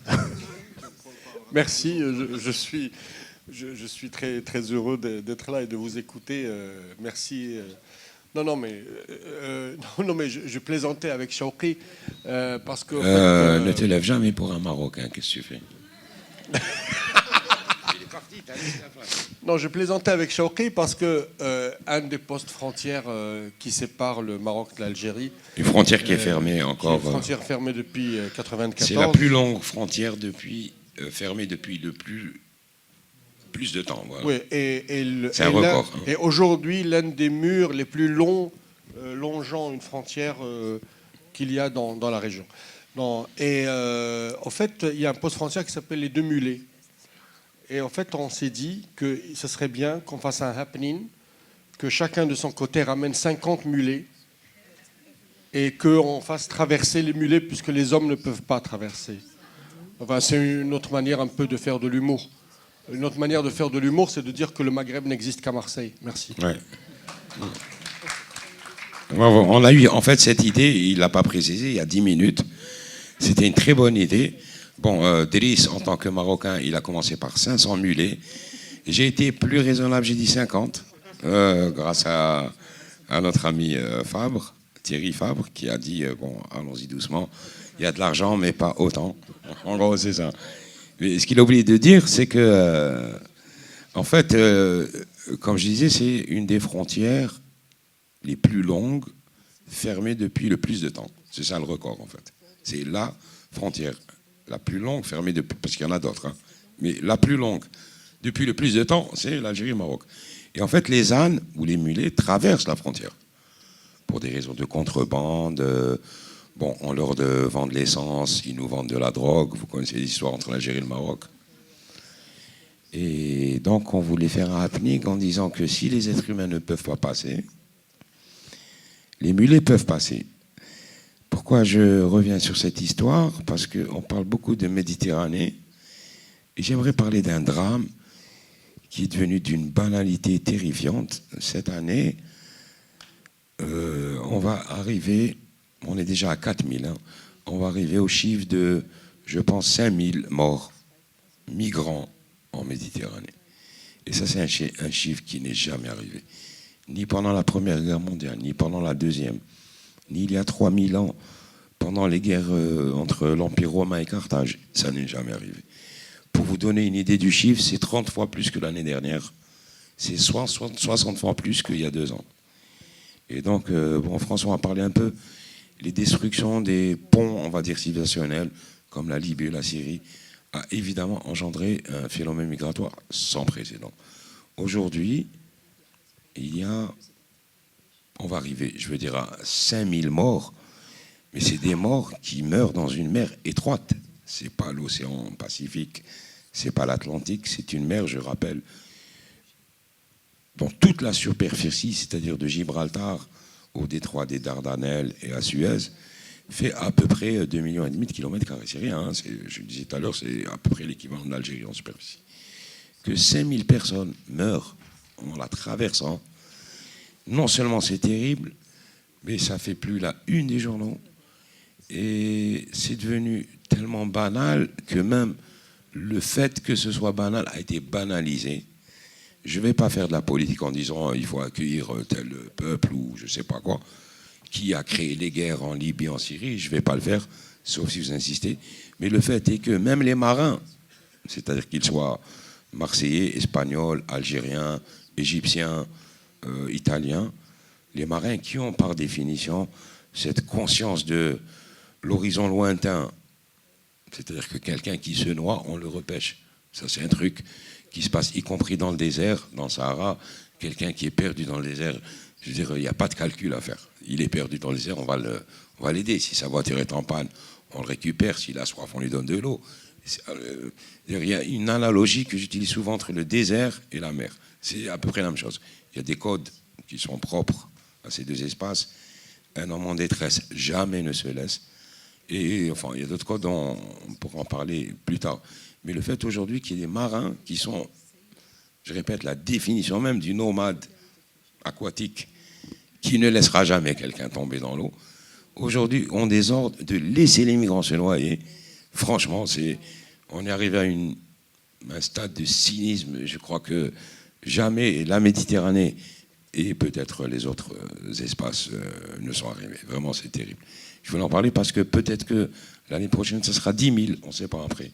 Après, la mer va devenir une espèce de cimetière géant. Qu'est-ce qu'on va en faire? On peut en rigoler, bien sûr, parce que tout à l'heure, je parlais avec quelqu'un, je disais, effectivement, la Méditerranée est connue pour être c'est très cynique ce que je vais dire, hein, une mer qui a le moins de nutriments. Et donc, il se trouve que depuis les morts, on a des poissons plus gros, des crevettes plus grosses, ce qui rejoint un peu une histoire que j'avais racontée à François, où quand il y a eu les inondations à Bab el-Oued en 2001, bon, il y a eu à peu près 1000 morts qui ont pris le chemin des eaux et qui se sont noyés dans la mer. Mais c'était tellement chaotique qu'on n'a pas pu les récupérer. Et donc, ils sont littéralement décomposés dans l'eau. Et donc, qu'est-ce qui s'est passé? C'est dans le recueil de François, il est dans l'histoire vraie de Méditerranée. En même temps, est-ce que c'est vrai? Oui, puisque je l'ai vu. On a eu des crevettes énormes. Des crevettes de la taille... les crevettes d'Alger, c'est ça. Hein. Vous connaissez les Méditerranéens, c'est un peu gringalé, ça parle beaucoup, mais bon, ça pèse pas beaucoup, en fait. Hein. Et on avait des crevettes énormes. En fait, c'est quoi les crevettes? Les crevettes sont nécrophages, donc elles se nourrissent de tout ce qui meurt, y compris des êtres humains. Donc on avait des crevettes tellement grandes qu'on se disait, on ne peut pas les manger. Parce que ça, c'est ma sœur, ça, c'est ma cousine, ça, c'est ma belle-mère, même si je la déteste, je ne peux pas faire ça. Donc on a une histoire comme ça avec l'eau qui récupère les cadavres. C'est assez terrible. On parlait, puisque Shaoqi, il a la particularité d'être aussi géologue. Et je crois qu'il voit aussi ces cartes et cette géographie à sa manière. Et tu me parlais cet après-midi, cette image m'est restée vraiment aussi de tous ces murs qui sont en train de s'ériger dans le désert. Je crois que le projet des histoires vraies de Méditerranée, c'est aussi d'essayer de penser au-delà de tous les murs, de toutes les guérites, de toutes les frontières. Moi, je dis souvent, la Méditerranée est une bouche gercée dont la lèvre supérieure s'exprime en latin et la lèvre inférieure en arabe, et qui souffre à chaque fois quand elle essaie de déglutir, parce qu'il y a toutes ces guérites, tous ces barbelés, toutes ces frontières.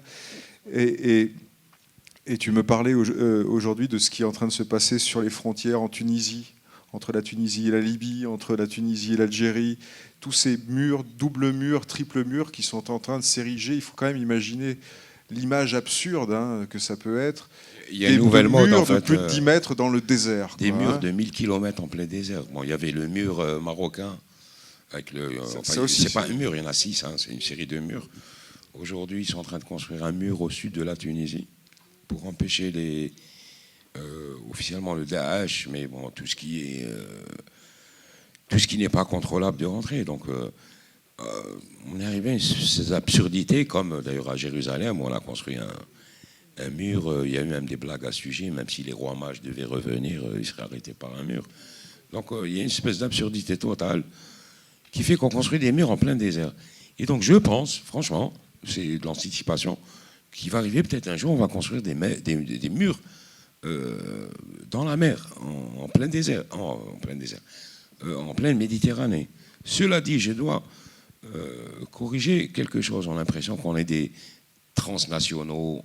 Moi, je ne milite pas pour un monde sans frontières, franchement. Je pense que les frontières doivent exister.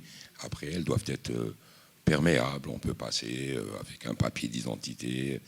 Et je sais qu'il y a beaucoup de gens, souvent à gauche, qui militent pour la suppression des frontières.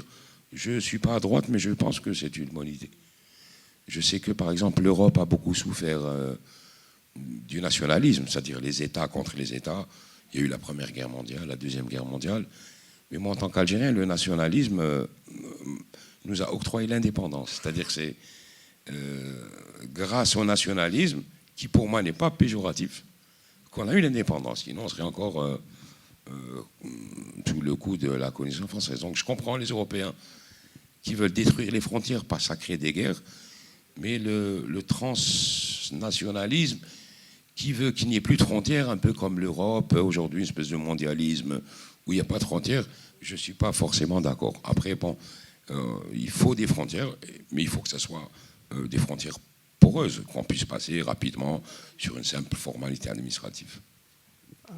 I just wanted to, as you were talking, there is another metaphor that came to mind, which is, in some ways, the Mediterranean is a closed sea. It can be seen as a, I don't know how it's des douves. Il y a une autre métaphore qui me vient à l'idée, c'est le fait que comme la Méditerranée est une mer fermée, ça agit un peu comme les douves d'un château fort. And actually, this is a metaphor that translates very well in politics about, Europe being a castle. Et c'est une métaphore qui se traduit assez bien en politique. L'Europe, finalement, elle est comme un château fort. So the sea is being used as really a fortification.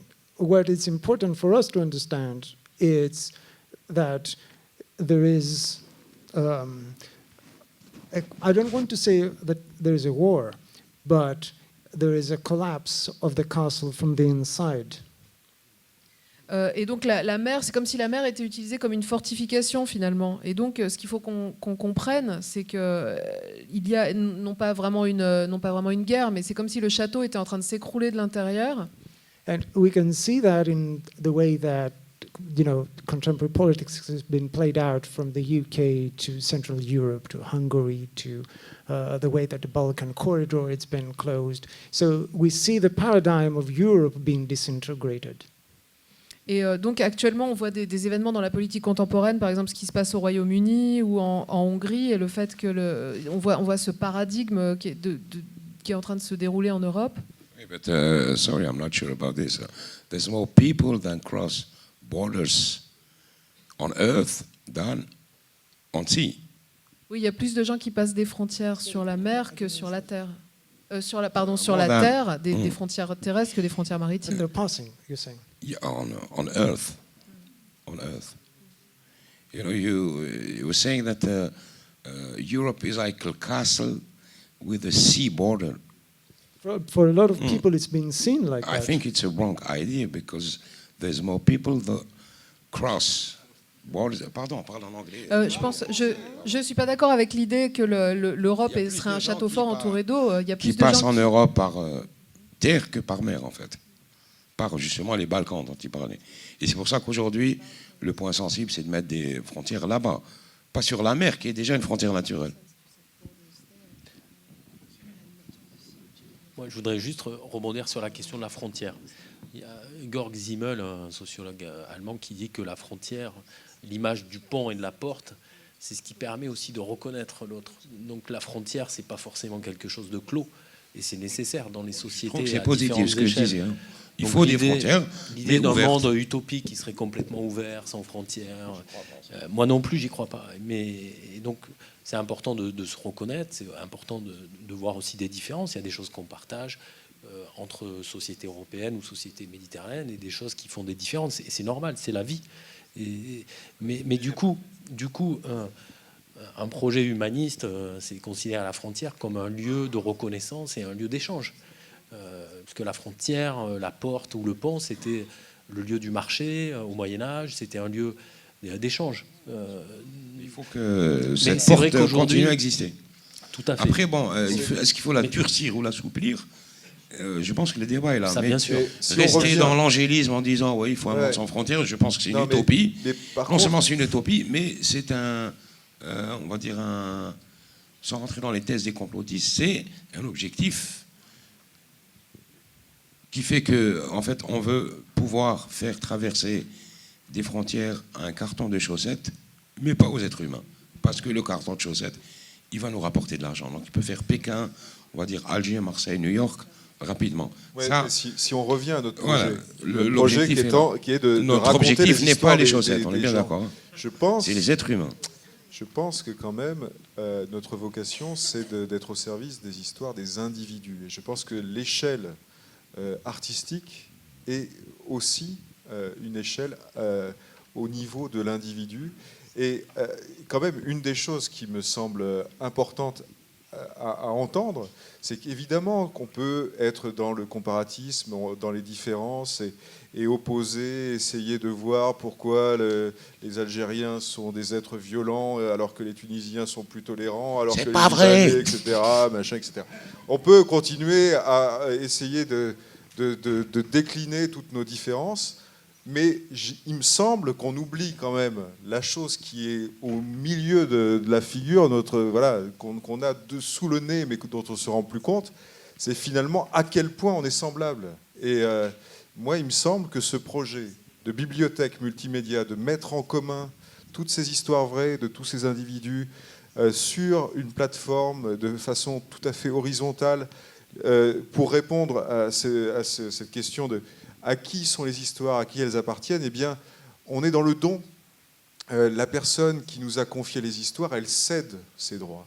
Toutes les histoires qui sont sur le site internet, elles sont à tout le monde et à personne. Et c'est même d'ailleurs l'essence et la nature d'une histoire vraie, d'être à tout le monde et à personne à partir du moment où on la raconte. Ce qui veut Elle dire doit que voyager, tout elle le doit monde pourra exister en tant que l'utiliser, telle. Tout y le monde compris peut pour la revendre. Hein. On est bien Voilà, d'accord. tout à fait. Et Même ceux qui l'ont déposé. Et d'ailleurs, à charge aux artistes, aux chercheurs, de réfléchir, d'analyser, de re-raconter toutes ces histoires qu'on met en commun, qu'on partage sur cette plateforme, pour en faire des spectacles, pour en faire des livres, pour en faire des films, des courts-métrages, du conte, etc. Et d'ailleurs, c'est le cas, hein, on fait ça.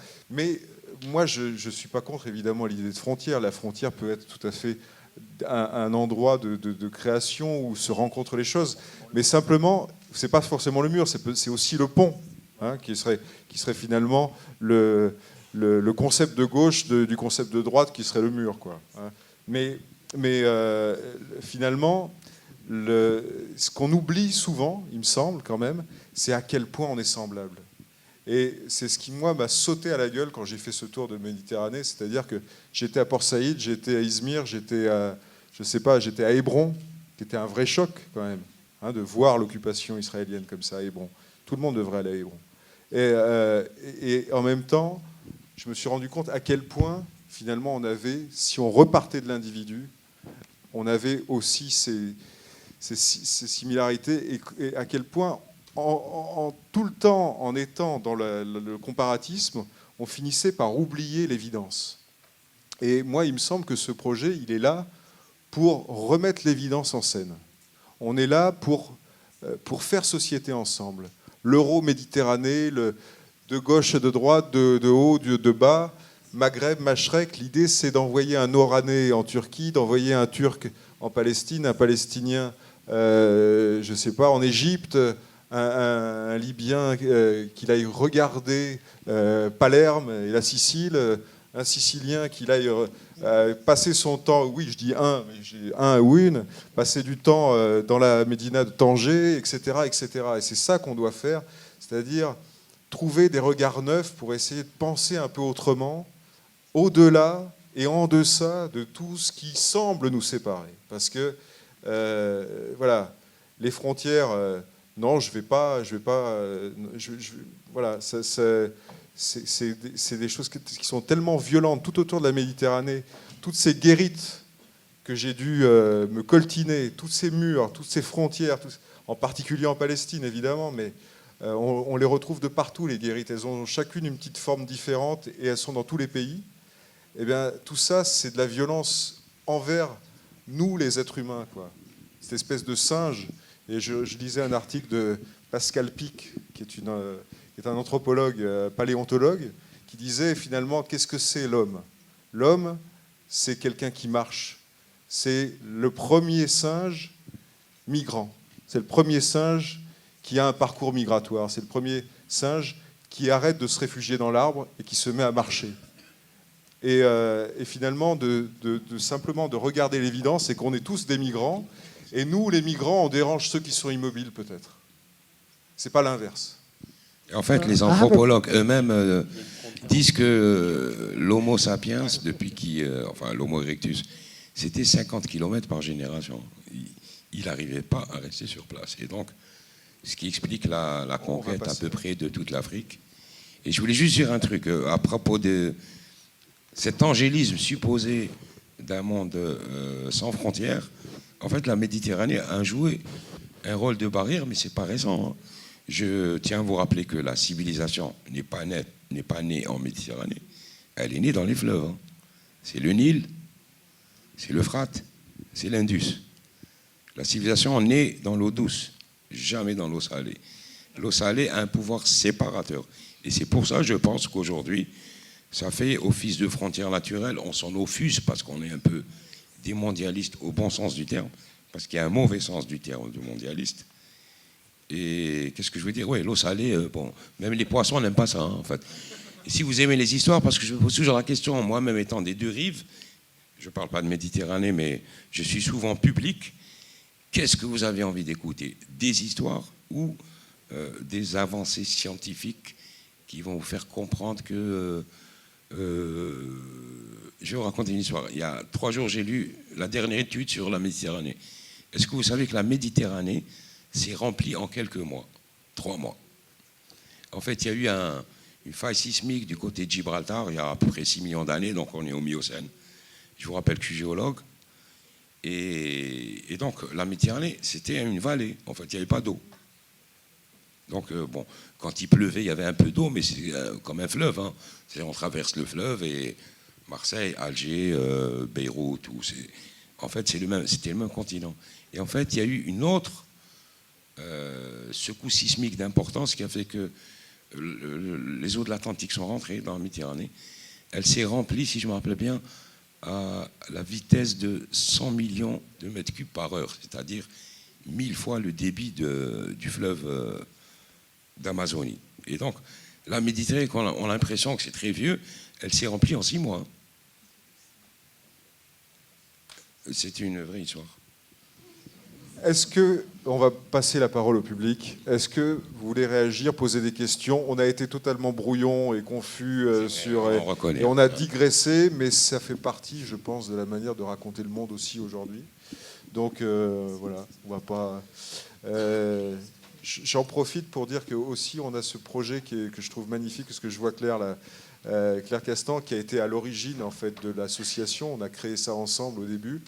Et après le précédent avec Fabienne Pavia aussi, que je salue, qui a été la bibliothécaire pendant 2 ans avec moi quand on a fait tout ce tour-là, et avec qui on a fait un super boulot. Et avec Claire, on a imaginé aussi un atelier d'écriture. C'est pour vous dire qu'il y a 36 000 manières à la fois de collecter et de restituer les histoires. Et là, on va avoir des auteurs, depuis l'année dernière et encore cette année, qui seront dans les prisons pour écouter, pour collecter les histoires vraies de détenus étrangers, arabophones, roumanophones. On avait travaillé sur ça, sur ce terrain la dernière fois, à la Farled, à Toulon, au Beaumet, à la Valentine, avec par exemple Thomas Asuelos et Mathilde Chèvre, qui ont travaillé avec des mineurs, à Tarascon, et avec des traducteurs, interprètes littéraires, sur comment ils racontent leurs histoires et comment nous, ensuite, on les re-raconte. Et ça fait partie de ces projets. Par exemple, on va travailler aussi avec des collèges de la région, enfin du département, sur ce projet-là. Il y a 36 000 manières, en fait, de faire ce projet. Il est très malléable, c'est en ça qu'il est intéressant. On essaie de trouver des biais pour être au plus près de la réalité des gens et d'imaginer... Parce qu'on a besoin de subjectivité, que ce soit dans les sciences humaines, que ce soit dans les arts, on a besoin de cette subjectivité des artistes, des auteurs, pour nous re-raconter ces histoires, pour nous les donner à entendre, à voir. Et voilà, je m'arrête là, je passe la parole au public. Bonsoir. Je suis là. Non, moi j'aime beaucoup les histoires, c'est même pour ça que je suis venu ce soir. Et vous avez commencé une histoire tout à l'heure sur une histoire de dauphin et on n'a pas eu la fin. Alors je voulais avoir la fin. C'est un dauphin qui arrive en Méditerranée par le détroit de Gibraltar et qui rencontre un autre dauphin. Il lui dit: où fait-il mieux vivre? Sur la côte nord ou sur la côte sud? Donc bien sûr le dauphin lui dit: sur la côte nord il fait un peu froid, mais il y a à manger. Sur la côte sud il fait doux, il n'y a pas beaucoup à manger. Et qu'est-ce qu'il fait le dauphin? En fait, je ne sais pas, c'est ça les histoires. C'est que ça n'a pas de fin. Bonsoir. Alors merci pour cette soirée, c'est très intéressant. Enfin, il y a plein de questions, c'est vaste, on voit bien.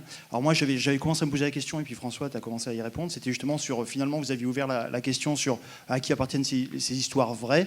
Et du coup, on a commencé à y répondre, j'attendais la réponse. Et je me suis posé cette question personnellement, que... À un moment donné, est-ce que c'est pas simplement parce que l'histoire nous touche qu'elle nous appartient, puisqu'elle raconte quelque chose sur nous à partir du moment où elle nous touche, quelle que soit l'histoire? Je pense qu'il y a des histoires qui touchent certaines personnes et d'autres moins, en dehors du contexte socio-historique. Et est-ce que c'est pas le moment où tout d'un coup on est interpellé par l'histoire qu'elle nous appartient, tout simplement, quoi? Juste, ouais, c'est vrai que je parle trop, mais juste ça parce que juste avant la conférence, il y avait des radios Ziblin, je ne sais pas si sont là, qui posaient exactement la question, et je leur ai répondu. Il y a 1 mois, il y a un réalisateur français, j'oublie son nom, celui qui a fait Aramiste, je ne sais pas, les 2 sœurs là, je ne sais pas si vous connaissez ce film. Et donc il me demande de jouer, parce que je suis acteur par ailleurs. Je pouvais pas. Ouais, je parle beaucoup. Hein. Et donc je pouvais pas venir parce que j'avais un truc. Et il me dit: j'ai lu votre histoire des crevettes, celle que j'ai racontée. Est-ce que je peux la prendre? Et donc moi, bien sûr, en tant que Méditerranéen, je dis bon, il y a peut-être moyen de gratter un billet dans cette histoire. Je peux pas y aller, je peux pas jouer, mais s'il me fait un chèque, moi ça me va. Après, effectivement, l'éthique. Et là, j'étais obligé de lui dire: cette histoire, même si c'est moi qui l'ai racontée, même si c'est moi qui l'ai vue, finalement, ne m'appartient pas. Donc, vous avez le droit d'utiliser. C'est un peu ce que François dit. C'est-à-dire, on va récolter des histoires. Nous, on récolte. Après, c'est au plus rapide. Si y a un type qui est plus rapide, va faire un film, il va gagner de l'argent.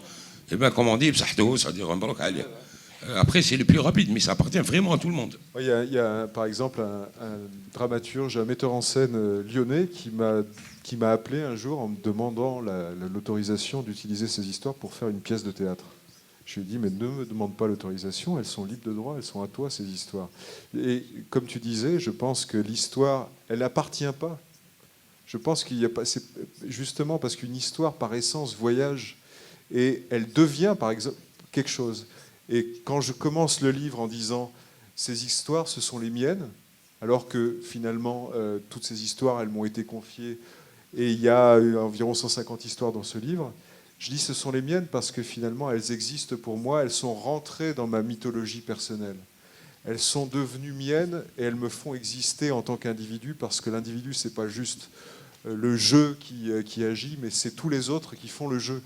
C'est tous ceux-là qui nous font nous. Et il n'y a pas de jeu, on n'est que du nous. Et c'est pour ça qu'on peut exister, qu'on peut vivre ensemble et qu'on peut faire société. Parce qu'on est capable d'être je et nous en même temps. Et les histoires existent de toute manière parce qu'elles deviennent les nôtres, qu'on se les met en bouche, qu'on se les re-raconte, qu'elles voyagent, qu'elles deviennent des choses. Malik Ziad, par exemple, qui nous a quittés parce que voilà, il me racontait une histoire magnifique sur les sucettes glacées et de comment il avait commencé sa carrière en achetant un camion dans les années 90 pour essayer de vendre des esquimaux à Annaba en faisant les allers-retours à Alger. Quand il m'a raconté cette histoire, on était en train de se baigner à Malmousque, sur ce rocher-là. Je m'en souviendrai toujours. On a eu une demi-heure ensemble et il m'a confié cette histoire, il me l'a donnée. C'était un vrai don. Et cette histoire, maintenant, je la re-raconte. Je l'ai re-racontée à Choki, je l'ai raconté à mon coloc, je la raconte aux gens, et parce qu'elle est mienne, elle est devenue mienne. C'est l'histoire de Malik, mais c'est aussi la mienne, parce que Malik, c'est moi, en fait.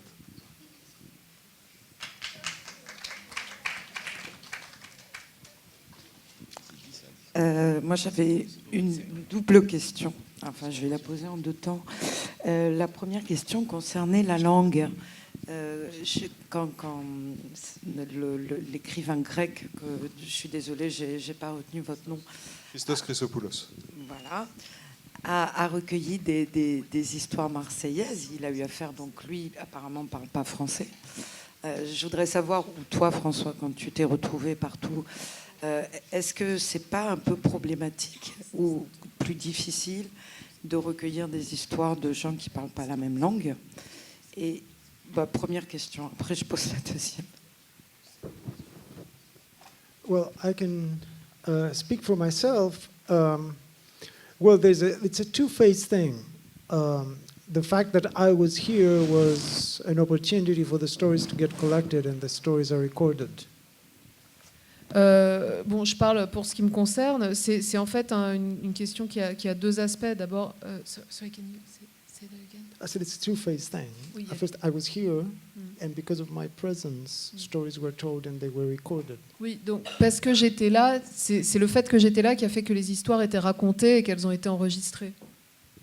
And I was present when they were being told. Et j'étais présent quand les gens racontaient ces histoires. And then they exist in the virtual library, so you can actually hear them on the website as they get uploaded through time. Et ces histoires, elles existent dans une bibliothèque virtuelle, ce qui fait que vous pouvez aller les écouter sur le site. Elles sont là sur la durée. But what's interesting is that I was a witness when the story is being told. Mais ce qui est intéressant, c'est que moi, j'étais là comme témoin au moment où ces histoires étaient racontées. On lui traduisait au fur et à mesure. Donc il y avait un interprète. Il y avait quelqu'un qui était là, oui, bien sûr. So it's not the story also, it's how the story is being told. The person who tells the story, why he chooses to tell this story. So it is about the situation. It's not about the story itself. Et donc, il ne s'agit pas juste de l'histoire, il s'agit de comment la personne raconte l'histoire, de qui est la personne qui raconte l'histoire, de pourquoi elle a choisi celle-là. Donc, ce qui m'intéresse, ce n'est pas seulement l'histoire, c'est la situation dans laquelle elle est racontée. So I'm coming back to what we've been saying, that it's how I become a witness of all these stories. Donc ça revient à ce qu'on disait tout à l'heure, c'est la question qui m'intéresse, c'est comment je deviens le témoin de ces histoires. Comment tu fais, toi au Kyrgyzstan, est-ce que tu as appris le kirghize? Oui, nous c'est un peu différent. Le principe, comment ça se passe? C'est que généralement on reste longtemps dans un pays, on apprend la langue. Donc l'Ouzbékistan, le Kyrgyzstan où j'ai vécu 5 ans, c'est le russe et l'ouzbek et le kirghize qui sont des langues turciques que j'ai appris, que je maîtrise pas parfaitement, mais que j'ai appris. Parce qu'une langue véhicule aussi vraiment beaucoup de choses qui sont pas uniquement des choses techniques, mais en rapport au monde. Mais je dirais que d'un autre côté, il y a des gens qui parlent très très bien une langue et qui ne vont pas avoir une capacité d'observation, une sensibilité que peut avoir par exemple Christos. Et je suis sûr que Christos, même s'il ne parle pas français, il va voir des choses avec son regard, des choses qui sont devenues nous quotidiens, évident à Marseille, mais que lui va voir comme quelque chose de singulier. Et donc son regard va apporter quelque chose d'intéressant dans notre réalité. Donc je pense que c'est important de maîtriser les langues, mais ça ne veut pas dire que parce qu'on maîtrise les langues, on va tout voir, tout comprendre, et que ce regard naïf ou éloigné parfois est vachement intéressant comme situation d'écriture en fait. Moi, j'étais étonné par tout ce qu'il a pu capter à Marseille, qu'on n'aurait pas pu voir aussi, et de cette manière qu'il a eu de coller, par exemple, des photographies qui tiraient sur des panneaux, et puis de voir comment les gens réagissaient à ces photographies. Il a mis en place une sorte de dispositif, moi je dirais proche de l'art contemporain, pour regarder à sa manière, avec cette absence de langue. Alors des fois il était accompagné, des fois il n'était pas accompagné. Je remercie tous les gens qui l'ont aidé.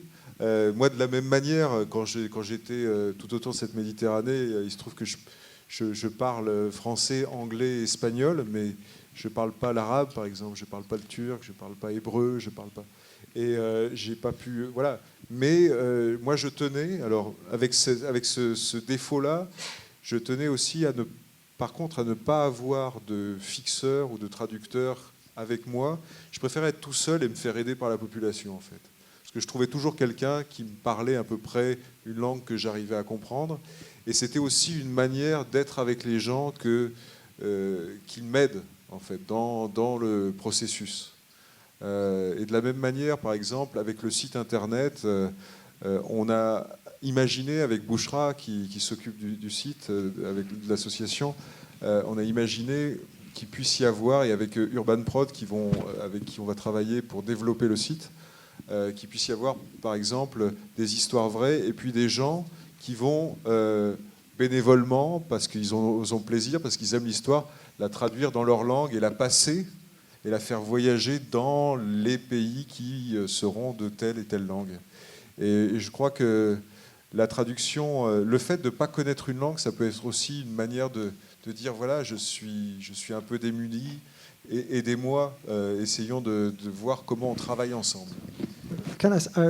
I wanted to add that it's important to create circumstances. Je voulais ajouter que c'est important de créer des circonstances. And I can tell you about what you said about plastering the photographs. Pour parler de l'histoire des photos accrochées au mur. Because I noticed there are these places for affichage libre. J'ai remarqué qu'il y a des endroits dans la ville avec marqué affichage libre. And I do photography, so I decided at some point to take a picture close to a tram stop, close to 5 Avenue, and then print this photograph big scale and put it on the panel. Je suis aussi photographe et donc ce que j'ai fait, c'est que j'ai pris une photo près d'un arrêt de tramway vers 5 Avenue et je l'ai tirée en grand format et j'ai affiché cette photo sur un de ces panneaux avec marqué affichage libre. And it was a photograph of a window, and the window was next to the panel. Et donc c'était une photo d'une fenêtre et la fenêtre était située à côté du panneau d'affichage. And the person came when I was plastering the photograph. A person came and asked me what it is. Et au moment où j'étais en train de coller l'affiche, il y a quelqu'un qui est arrivé qui m'a demandé ce que c'était. And I told him it's a photograph of that window just across. Et je lui ai dit, c'est une photo de cette fenêtre là qui est juste à côté. And he was a junkie, and he told me this is a window where my pal died. Et c'était un drogué. Et il m'a dit, c'est la fenêtre de l'appartement où mon ami est mort. His friend was living there. Son ami habitait là.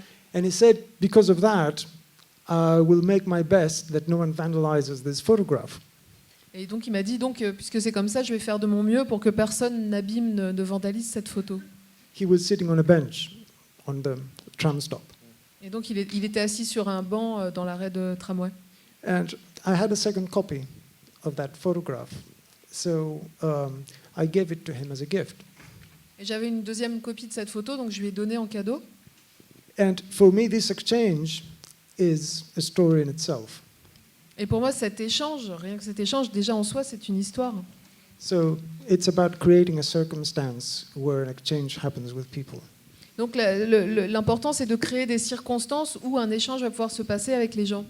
Et ta relation que tu as tissée avec Paul, je pense que tu peux nous en parler aussi. Comment finalement ce Paul, qui est aussi le légataire d'une œuvre cinématographique importante sur Marseille, c'était le hasard, ils se sont rencontrés dans la rue. Yeah.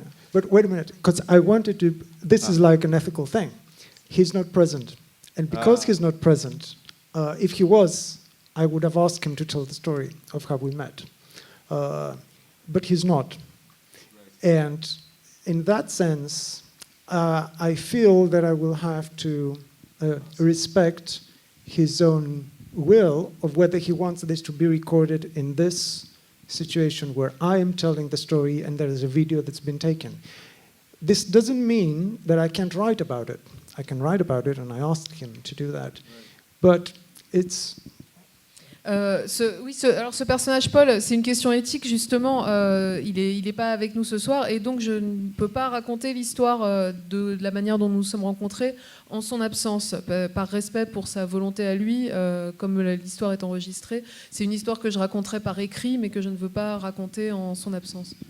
And it's something I noticed when I was living in Marseille. People are very open and they allow opportunities, but this means, from my side, that I need to have a consciousness of a boundary, that there is a level you just can't go in a person's life like that.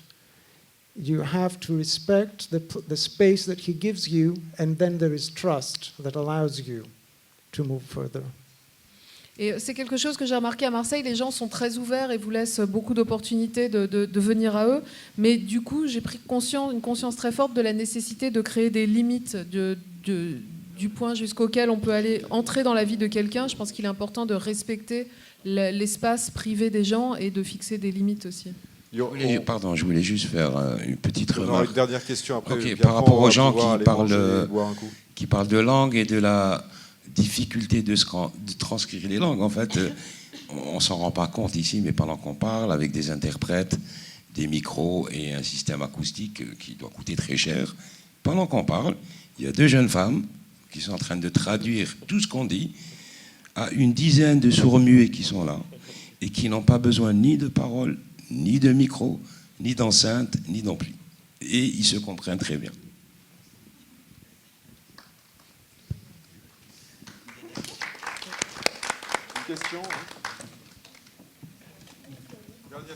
Une dernière question qui va nous être signée.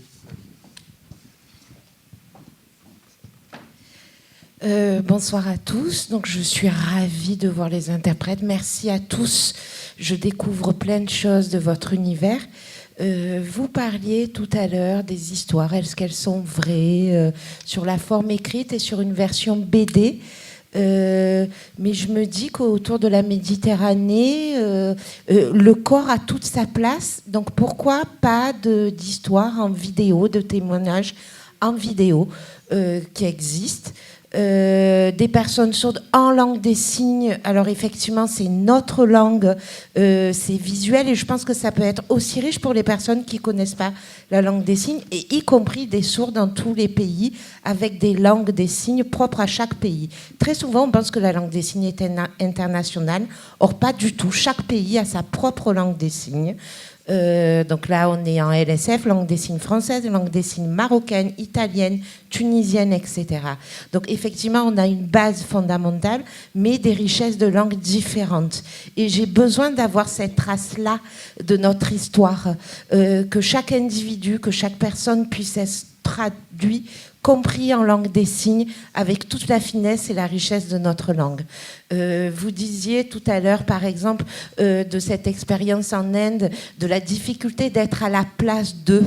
C'est pareil dans notre langue, on a notre langue, notre identité. On souhaite garder notre place et pas dire que les entendants doivent faire à notre place. C'est juste chaque pays, chaque culture, sourd de chaque pays, avons nos richesses et nos richesses différentes. Voilà. Et ça, c'est très riche. On est dans cette idée de se battre pour notre langue. On ne veut pas qu'elle disparaisse, cette merveilleuse langue. On veut qu'elle perdure dans le monde. Donc, cette idée de projet ensemble, de trace autour de la langue des signes, voilà, juste ça. Un grand merci.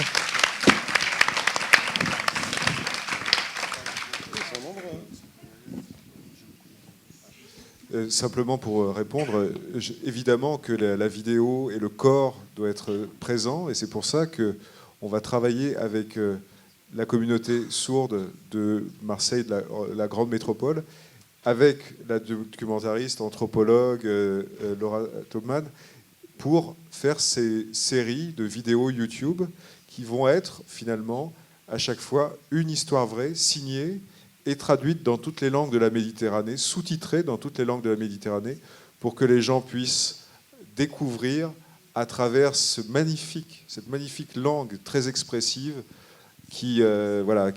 là, je lisais, je ne sais pas si vous connaissez ce texte, je lisais L'Enfant de Jules Vallès, et dans L'Enfant de Jules Vallès, il parle de sa tante Mélie. Et sa tante Mélie est sourde, ils disent sourd-muette à l'époque. Elle est sourde, et il dit, ça commence comme ça, elle est sourde, mais bavarde, c'est insupportable, tellement elle est bavarde, parce qu'elle est pleine de vie.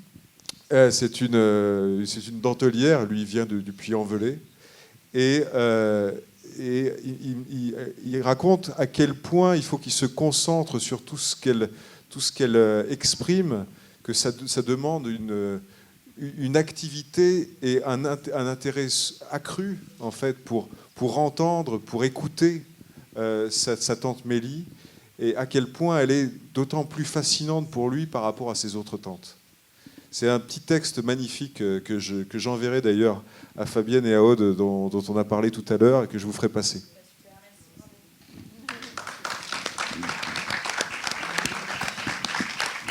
Et voilà, donc on va se retrouver pour boire un canon, continuer à parler ensemble de tout ça. Il y aura aussi la librairie, on va pouvoir dédicacer des livres de chacun et manger des bourrecs, d'excellents bourrecs.